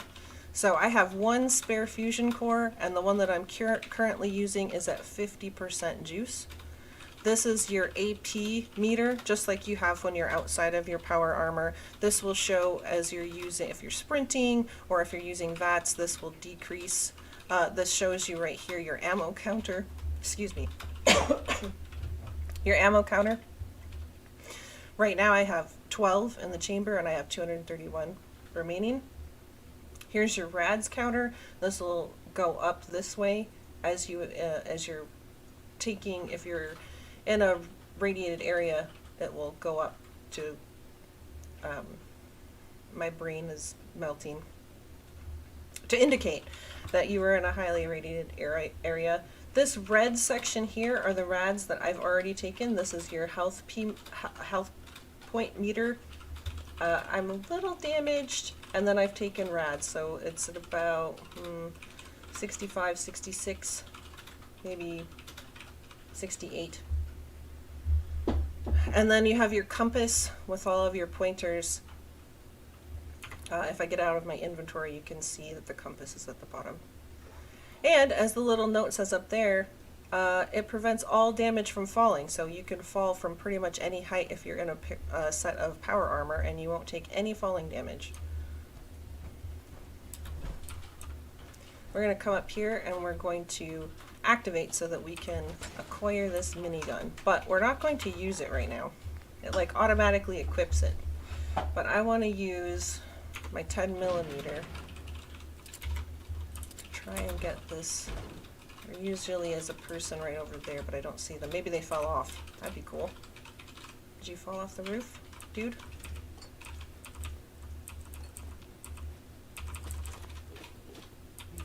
Hello? Ooh, I could try and use my laser musket. Sweet. I'll crank it up. I'll creep up here. Why don't you get down here? Let you and my boys have a little talk. Come on, I've got So there's one named raider, his name is Gristle, and he's a little bit tougher than the others. Why are you all wandering around over there? You weirdos.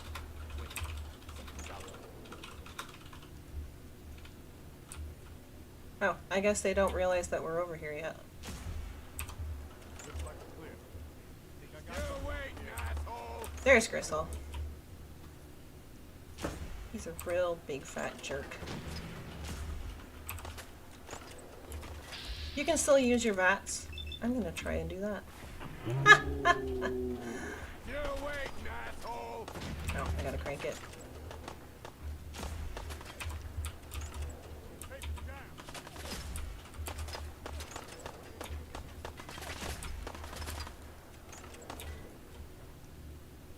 You could use your minigun, but you're gonna want it for something else in a little bit. Come on, I've got places to be. Now that one's trying to circle you. He's trying to get up on the roof up here. They will try to flank you, so be aware that they will try to hide behind stuff. They will blind shoot at you. They will try to circle you. I mean, sometimes they're not brilliant, to be fair, but they at least, the AI tries to use a little bit of tactic. Come on, I've got places to be.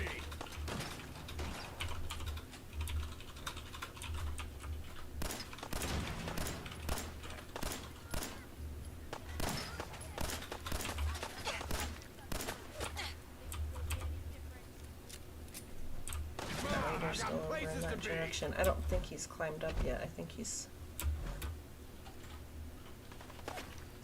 No, he's still over there. Idiot.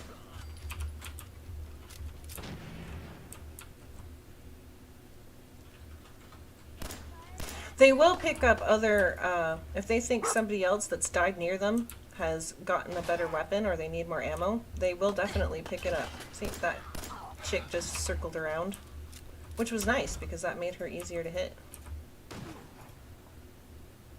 Okay, we see the red pip over there.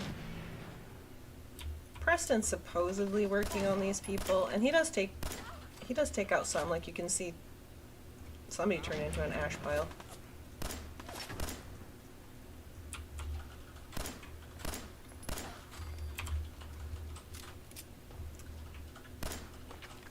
I don't think it's going to be effective at this range. Oh, there. Didn't I pick up a... I thought I picked up a rifle. Hold on. Did I pick up a rifle? I did. Where are they? It's not a very powerful one. I do have a lot of ammo for it. Make sure that was all of them. Hold up. Now, you're going to want to watch right over there. Something is busting its way out, and it looks really big and hangry. Mama Murphy was right. And he's going to do some excellent work on these raiders. Got this. Keep your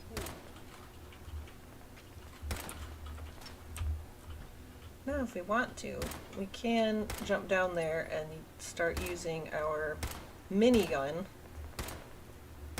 The thing about miniguns is that they get hot over time, so they need a little time to spin up before they start spitting bullets, and then they will overheat. So, because I'm in power armor, I can just jump right down here and not worry about it. However, this Deathclaw, he's not nothing. I mean, he's got a skull in front of his head, or behind his name. And this truck here can be very important in your Deathclaw killing needs. He also, Deathclaws go away and hide for a certain amount of time, like if they feel like they're in danger, and then but they are just, oh, they can just tear you from limb. They are scary. even in this power armor, I don't really want to go toe-to-toe with them. Get out here so I can shoot you, you jerk. Stop hiding.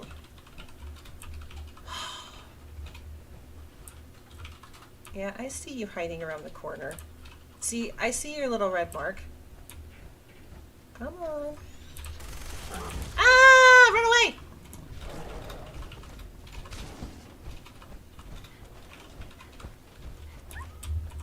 Yeah, my dog's in trouble. No crap.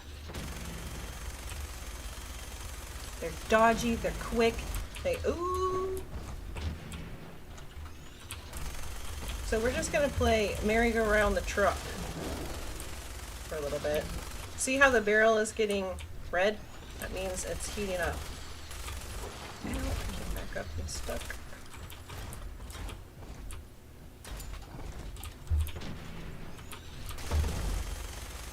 He's nearly done. There we go. And I never have to use this minigun again. Yay!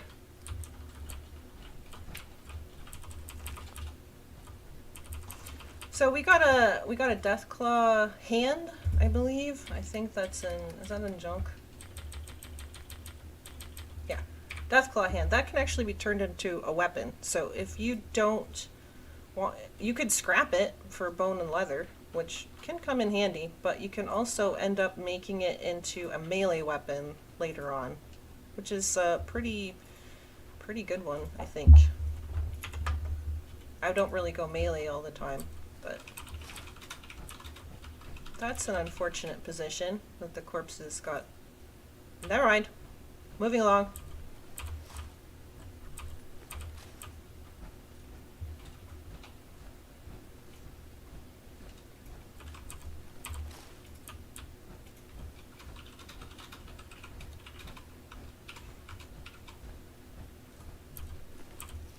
Now I could go right back in there and tell Preston, hey guys, guess what?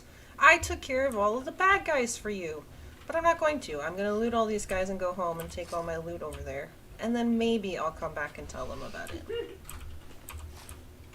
And I'm carrying too much. And I think dog meat's already full, so this is going to be a slow trip. Once you get encumbered, you can't fast travel until you get a perk, of course. There's always a perk to mitigate all of this stuff. If you take strong back, it gives you more carry capacity. This is under strength.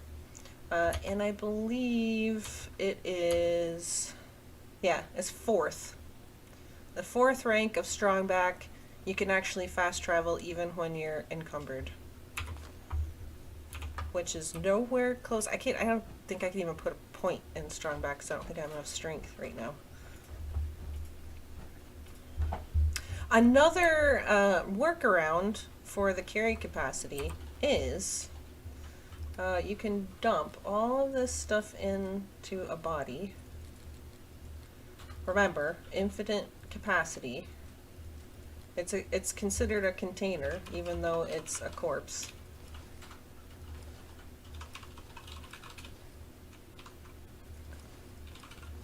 I'll just dump all of the extra ones in there. Okay, so I'm not encumbered anymore. So then I'm just gonna long press E and I'm just gonna carry this corpse back to my house. You can also do it with, like, if there's a severed limb that's still considered part of the container, you can just take the severed limb and you might not be slowed down as much because it's technically later.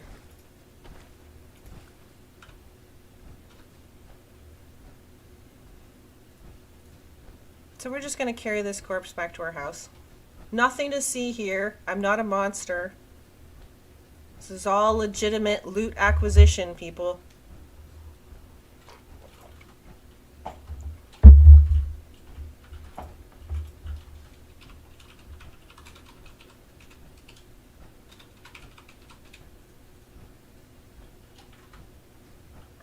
Yeah, we could just say, right, that this raider is a dump box.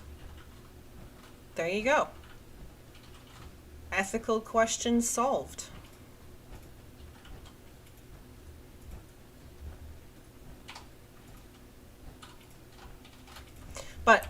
I think I'm just going to take everything off.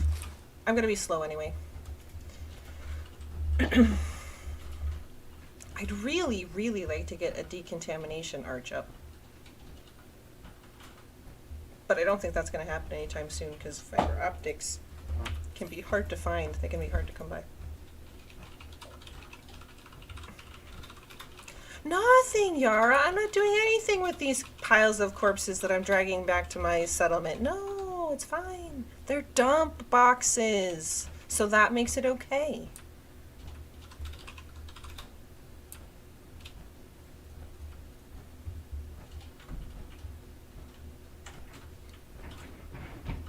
So I know,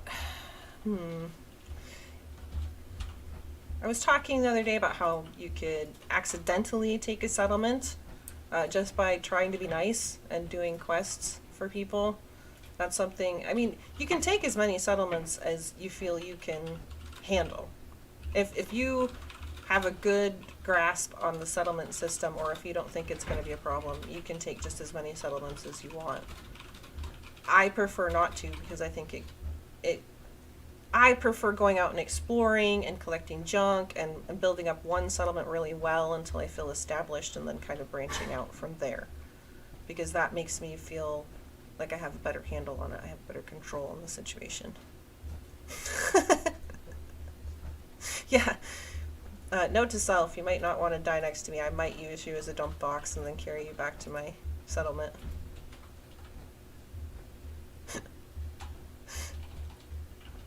I hope that the live chat will indeed go up when I finish streaming.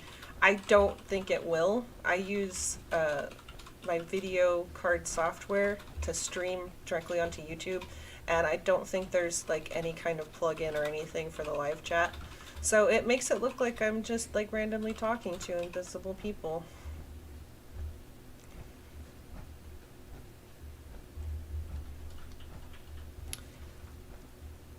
I don't know why I'm taking it to Sanctuary. I haven't taken Sanctuary. Oh well, you know what? We'll take Sanctuary. We'll set it all up for Preston and the crew. We'll go ahead and do that. It comes in handy because I like to collect all the permanent companions, but when you have them all in one settlement, one, it can be kind of cramped. It can get very full very quickly. And also, some of them really like to complain a lot. And it can become very annoying, and I don't like to have them in my personal settlement, which is something that I only remembered when I started playing my personal game.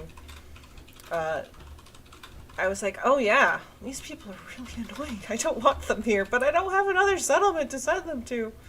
So we'll go ahead and take Sanctuary, and we'll set it up. If you bring back Preston and his crew, they do give you a little quest that kind of gives you a walkthrough. Kind of like I did on the last stream where it shows you that you need food and you need water and you need beds and you need defense for the settlers. And they give you like this little tutorial, but I think the building can be a little confusing if you don't know what you're doing. If you're used to other games especially, and you're kind of used to their kind of crafting and building, this can be very different. So luckily, we do have a power armor station here, so that means that we could actually set this up here and we can actually repair it. I can actually show you what it does. So we're going to exit it by long pressing E. And we're going to remove the fusion core, because as I told you last time, your settlers will steal your power armor if you don't. So we're going to hit E for craft, and we're going to have to repair it all. I don't know if we have the materials because we haven't really scrapped anything here. We do have some steel, I guess. So we're just going to repair everything. That doesn't need to be repaired. Awesome. If you can see now what each piece, the damage resistance, the electrical resistance, and the rad resistance. And you can upgrade these just like the guns and the armor. So you can change the model, which improves damage and energy resistance. You do need eventually science and armor as you get farther up that. You can paint them different things. I was struggling to remember what the paid mod thing was, and it's the Creation Club. If you look at the startup menu, when you start up Fallout 4, there will be a little tab for Creation Club. You click on that and sign in with a Bethesda account, and you can purchase like skins and building stuff. I don't buy anything. They give things away for free there a lot. So I actually have a whole bunch of different paints for my power armor because they gave them away for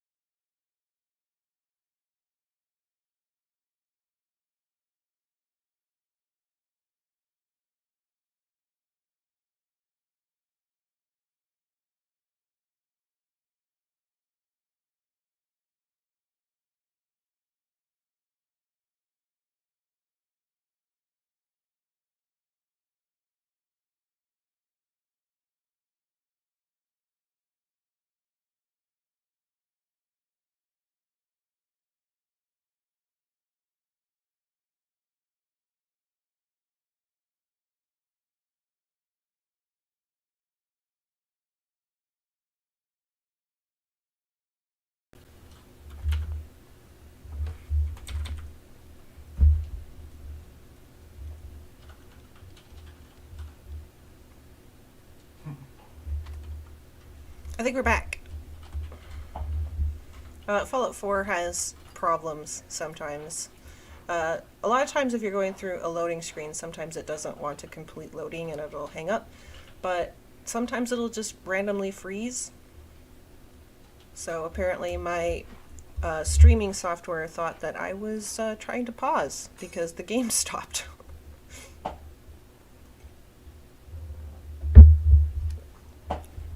Anyway, so as I was saying, for the material, I've gotten some free ones through the Creation Club, and some of them do different things, like the Vault-Tec paint, which I think comes with the base game. I don't think you have to get anything special for that. It'll increase each piece that is painted with the Vault-Tec paint will increase your charisma. The military will increase your strength. The yellow increases your rad resistance. So some of these will require you to take science or armorer, and some of them are really nice, like increases the armor health or increases radiation resistance, increases action point refresh speed in sunlight. So, I mean, some of them can be pretty awesome. Then you can have mods, which will do things for you. The one that I really like is the Rad Scrubber. It removes all radiation from consumed food and water, so you don't even need to take the lead belly perk if you're going to wear power armor all the time. If you put that modification, if you have science 2, you can put this modification. I believe it's on the torso.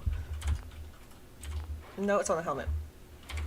You can put this modification on it, and then you can eat whatever you come across, and you don't have to worry about rats.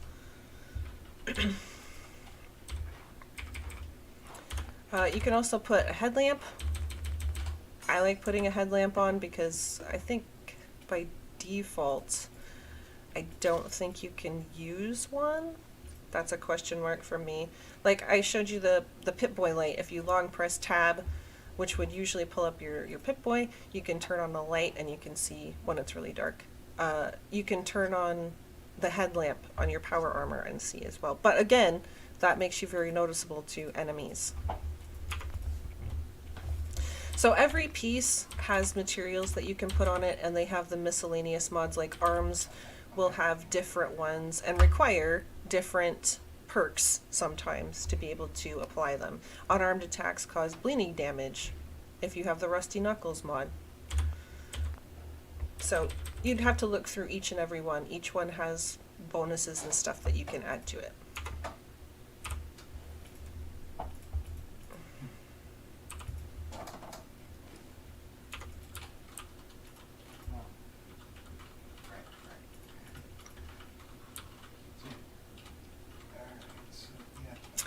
I also have, I believe I can show you, One of the other things is material for, say, like pistols or rifles or stuff. I have quite a few of these. These were all free at one time or another in the Creation Club. And I have the similar ones for armor, like your combat armor or your leather armor.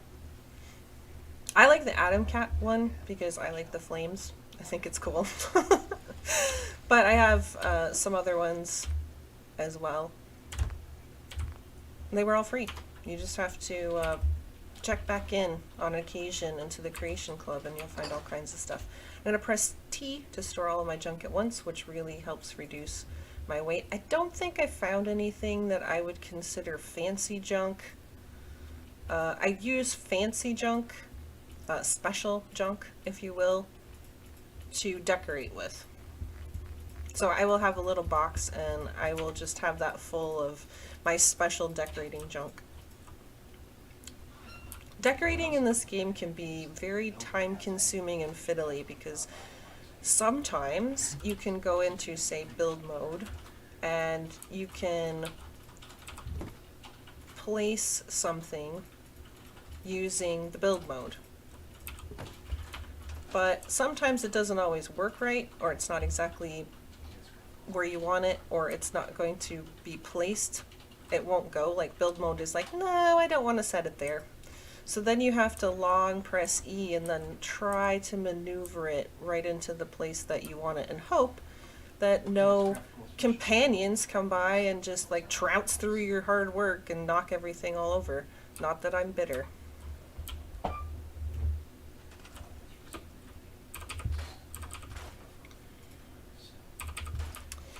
So we can start scrapping. Oh, yeah, we can start scrapping Sanctuary. I really wish that happened more. There was this whole pile of like debris and dirt, and it just disappeared when you scrapped the little tool rack. But that doesn't happen very often. One of the things that I mentioned when I was scrapping the red rocket is that you will find these containers that have the green outline. That means they're usable.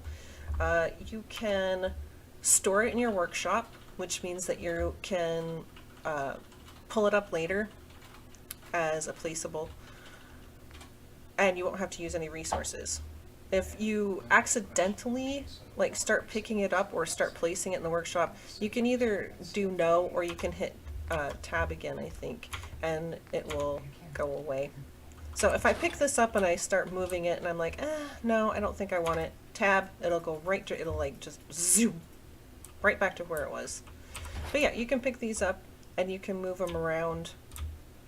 So if you don't want it specifically there, you could bring it somewhere else and set it up, like in here, for example.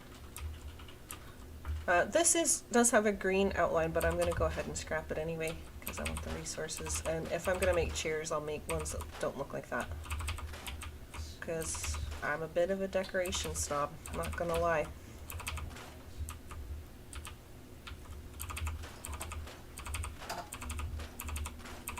So technically, we have saved the people in Concord. But, like I mentioned before, they can't really leave the Museum of Freedom until we go back and tell them, oh yeah, by the way, I totally saved you guys.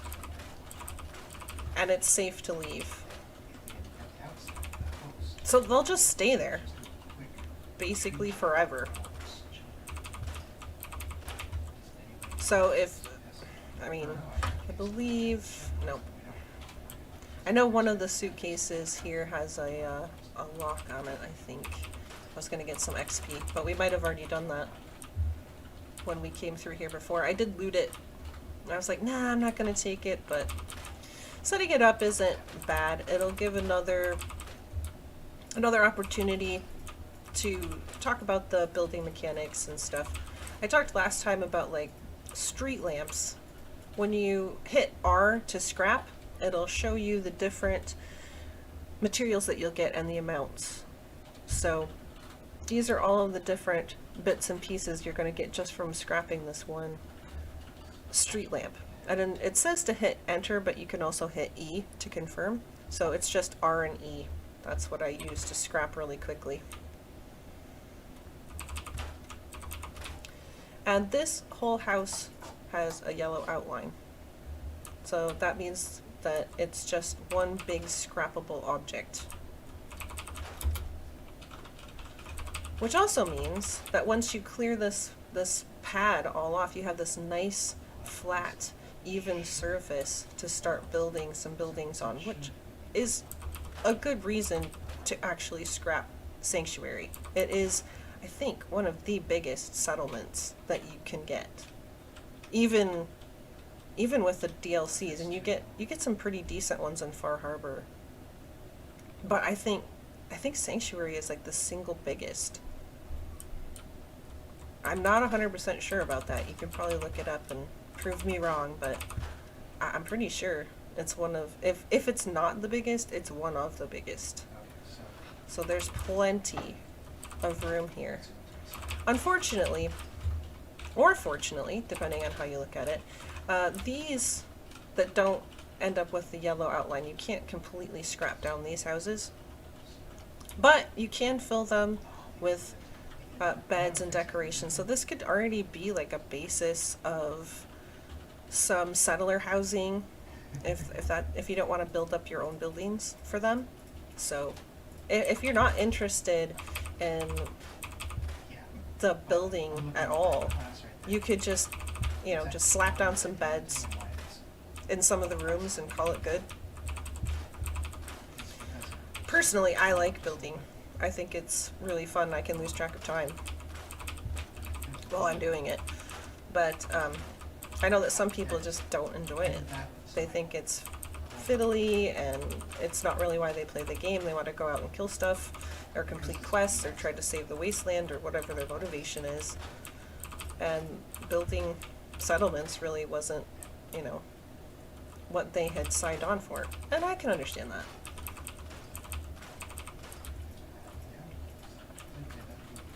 I think it can encourage you to maybe slow down a little bit and spend a little time just relaxing and trying to build stuff and trying to make the place nice. But I know that that's not for everybody.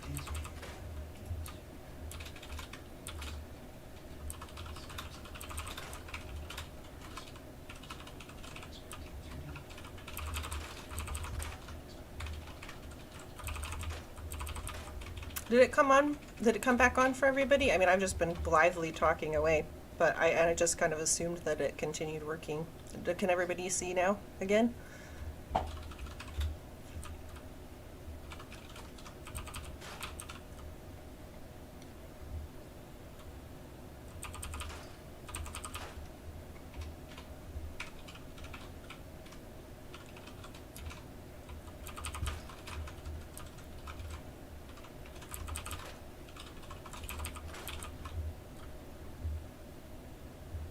Okay, well, I'm going to assume that it's fine for everybody else then too, Yara.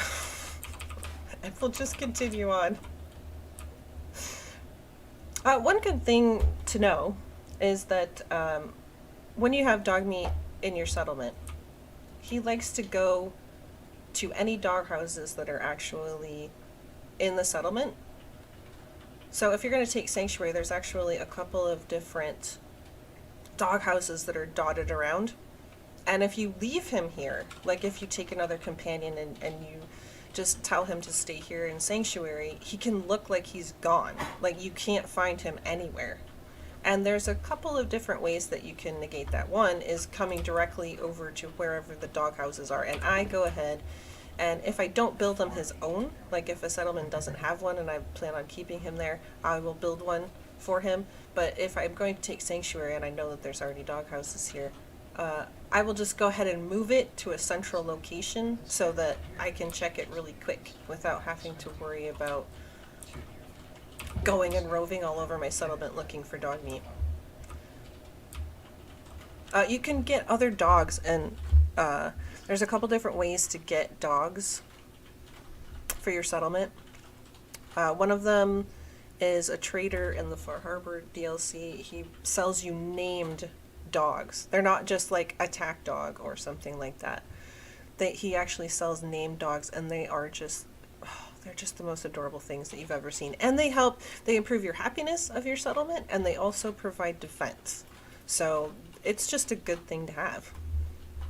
Oh, another way to get animals into your settlement is over here under the cages. Now this has got to be with a DLC. It's got a little icon on it, so I don't remember which DLC this is from, but for the small cages, the very first one is a cat cage, and that little kitty that we saw that was over by the unnamed trader, you can have those in your own settlement by putting down one of these cat cages, and you have to hook it up to electricity, and then you leave it out, and eventually, just by your natural coming and going, the passage of time, the door will end up shut one day. And if you turn off the electricity, a lot of times I'll put a switch so I can just flip the switch and turn the electricity off really easily. Then it'll let the cat out. It'll open the door, and the little kitty will be yours, and it increases your settlement happiness quite nicely. I have 2 cats in my own private settlement, and it's constantly at like around 80, which is pretty good. But there are other things that you can build cages for. You can build a dog cage. Now, these dogs will not always be friendly. Sometimes these are like the wild attack dogs that will get trapped in there, and then you'll have to fight them when you open up the cage. So if you build some of these other cages, you might want to be careful about where you place these cages in your settlement. Like the cat cage, it's always going to be one of the little kitties. They're not going to attack you. They're not going to do anything. They're just going to add happiness to your settlement. So you don't have to worry so much about where you place the cat ones. But the dogs don't always come as friendly. A lot of times they'll come as like feral or attack dogs. So you have to be a little bit careful. Then there's a mole rat cage, which will never be friendly. Mole rats will never want to be your friends. However, there is an emitter that can change that. It's called the beta wave emitter, and creatures released from cages while this is turned on will be non-aggressive towards you and your settlers. So you can have like a zoo. You can make yourself a zoo. You can build up, even with like death claws and like the most dangerous animals, if you have beta wave emitters within a certain distance of them, they will not be aggressive to your settlers. So that's awesome. There's also a mutant hound cage. Again, if you do not have a beta wave emitter, these will never be friendly. These will always be aggressive. Medium cages, you can get feral ghouls. Again, not going to be friendly. I don't know if they will be affected by the beta wave emitter. That's something that I would have to test for science. You can get gunners who are humans, right? They're humans, but if you want to fight some and get their loot, it's kind of like like luring people into a trap so that you can like kill them and take their stuff. I don't know how you feel about that. An insect cage, again, those are not going to be friendly. Raider cage, and a super mutant cage, again, not friendly. Then there's the large cages. Brahmin, I think the Brahmin are always friendly. I think. I don't think they ever are aggressive. Death claws, not friendly. Mirelurks, not friendly. Rad scorpions, no. Rad stags, I mean, some of them can be aggressive and some of them just want to run away. Some of them will be afraid of you. But they can attack, so be careful. And then Yaoguais. Yaoguais are basically irradiated, mutated bears, and they are frightening. And you don't want to mess with them too much. So anyway, enough about the different cages and what you can trap in your settlement. Oh, fun fact, you can also have a battle arena. So you can like create a stadium and have these 2 different platforms and assign people to a blue team and a red team and then have them fight for your amusement.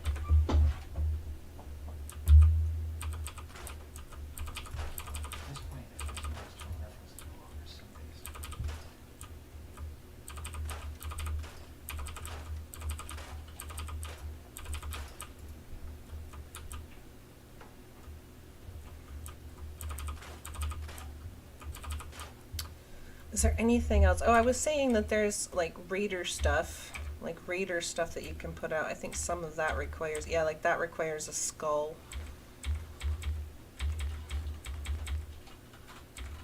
Not real fond of the raider stuff. It looks kind of junky. So one other thing that I kind of just skipped right on past is crafting workbenches in your settlement. Not every settlement is going to have a full complement of workbenches. Some of them will have one, some of them will have two. But you need local leader before you can make any stations yourself. So until you have that, the only ones that you can make are these. This is a Nuka mixing station. I think it's because I have the Nuka World DLC.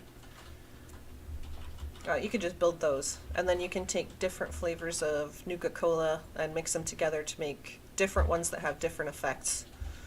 But all of these other ones, the useful ones, the super useful ones, I should say, I suppose these aren't completely useless, but like the weapons, armor, stuff like that, cooking stove, you're going to need rank 2 of local leader before you can make them yourself, so you might end up kind of being stuck with a settlement that doesn't have what you need. This is for stores. You need local leader for that as well. You can assign a settler to it. It produces happiness, but you can also actually sell things and buy things from these stores in your settlement. There's these which are like rank 1, and then these are like rank 2. These are like the really janky scrapper type look, and these are like nice counters that if you want a newer look. I think these came with the Vault Dweller as well. They added a lot of stuff that was like new looking, so it didn't look like you had cobbled it together from a few pieces of wood. So I actually prefer these to the ramshackle looking ones, but you know, everybody's aesthetic is different. These are the rank 2, so they'll sell better items, and then the rank 3 will sell the best items. So there's lots of different kinds of stores. This one is a trader, this one's an armorer, weapons, food and drink, clinic, which is like medical supplies, stuff like that, and clothing. Is there anything else? I do like the display options that they have. Normally I'm very skeptical about like display dummies and that kind of stuff. They've had a history of like eating your equipment that you put in them, but I've not had that problem with Fallout 4, so I use them all the time. You can get display racks, different kinds of things to display your fantabulous weaponry and stuff. There is one more thing that I want to show before I call it for today. My throat is getting very dry, so I think I'm going to call it pretty soon. But under weapons, do I have any weapons? I think they might all be on me. Oh, I didn't take the stuff off of dog meat. Hey, dog meat! Hey, No, don't run away from me. Come here. over here. Yes, come here. Right, trade. Good boy. Alright, I'm gonna take everything. Ugh, immediately regret my life decisions. But one thing that you can do, that's a little trick. I don't think it's supposed to be this way, but a little trick. I showed you that up in the upper right hand corner there's the size bar, and once you fill up that entire bar, you cannot build anything else in that settlement until like you scrap something or you decrease the size in some manner. However, there is a trick to decreasing the size quite significantly, which is one of the reasons why I took scrapper right off the bat, because you get more when you scrap. I'm just going to drop these on the floor, and then I'm going to go into build mode, and I'm going to scrap them that way. And if you watch, you can see that the size limit is actually going down a little bit. It's not like super huge amounts, but it is going down. So pretty soon, if you scrap your weapons that you don't want this way, you will eventually knock down your build limit to the point where it even says that you don't have anything built in your settlement, even if you have the whole thing built up So all you added was that? with all kinds of crazy buildings and stuff. It takes time, and it's not the most exciting gameplay. Kind of like stuffing your companions with all of the loot that you want to bring home. It's not riveting, it's not exciting, but the results are good.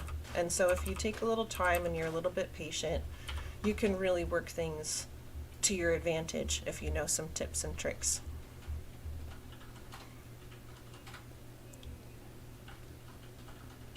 You need something in there. Oh, Yara, just in case the live chat doesn't come up when the video is uploaded to YouTube, she was asking about the dog trader and can you name your own dog? Not as far as I know. I don't think you can name your own dog. They either come with names or they're just like attack dog or something like that. But you can't just name it yourself, unfortunately. You can't just give your dog a name. But the names that the dog trader in Far Harbor gives his dogs are very cute and wonderful. And I learned to love it. Even though you can't name your own dog, they're pretty great. But I've been streaming for about 2 hours now, and my throat is very dry, and I would like to get up from the chair because my backside's a little square now. So I appreciate everybody coming by to say hi and to watch my stream, even though I kind of like stealthily streamed and didn't announce it to pretty much anybody. But thank you very much for coming by. I hope that you learned some stuff. I hope that you had fun. And I'll stream again soon. So I'll see you guys later. Bye!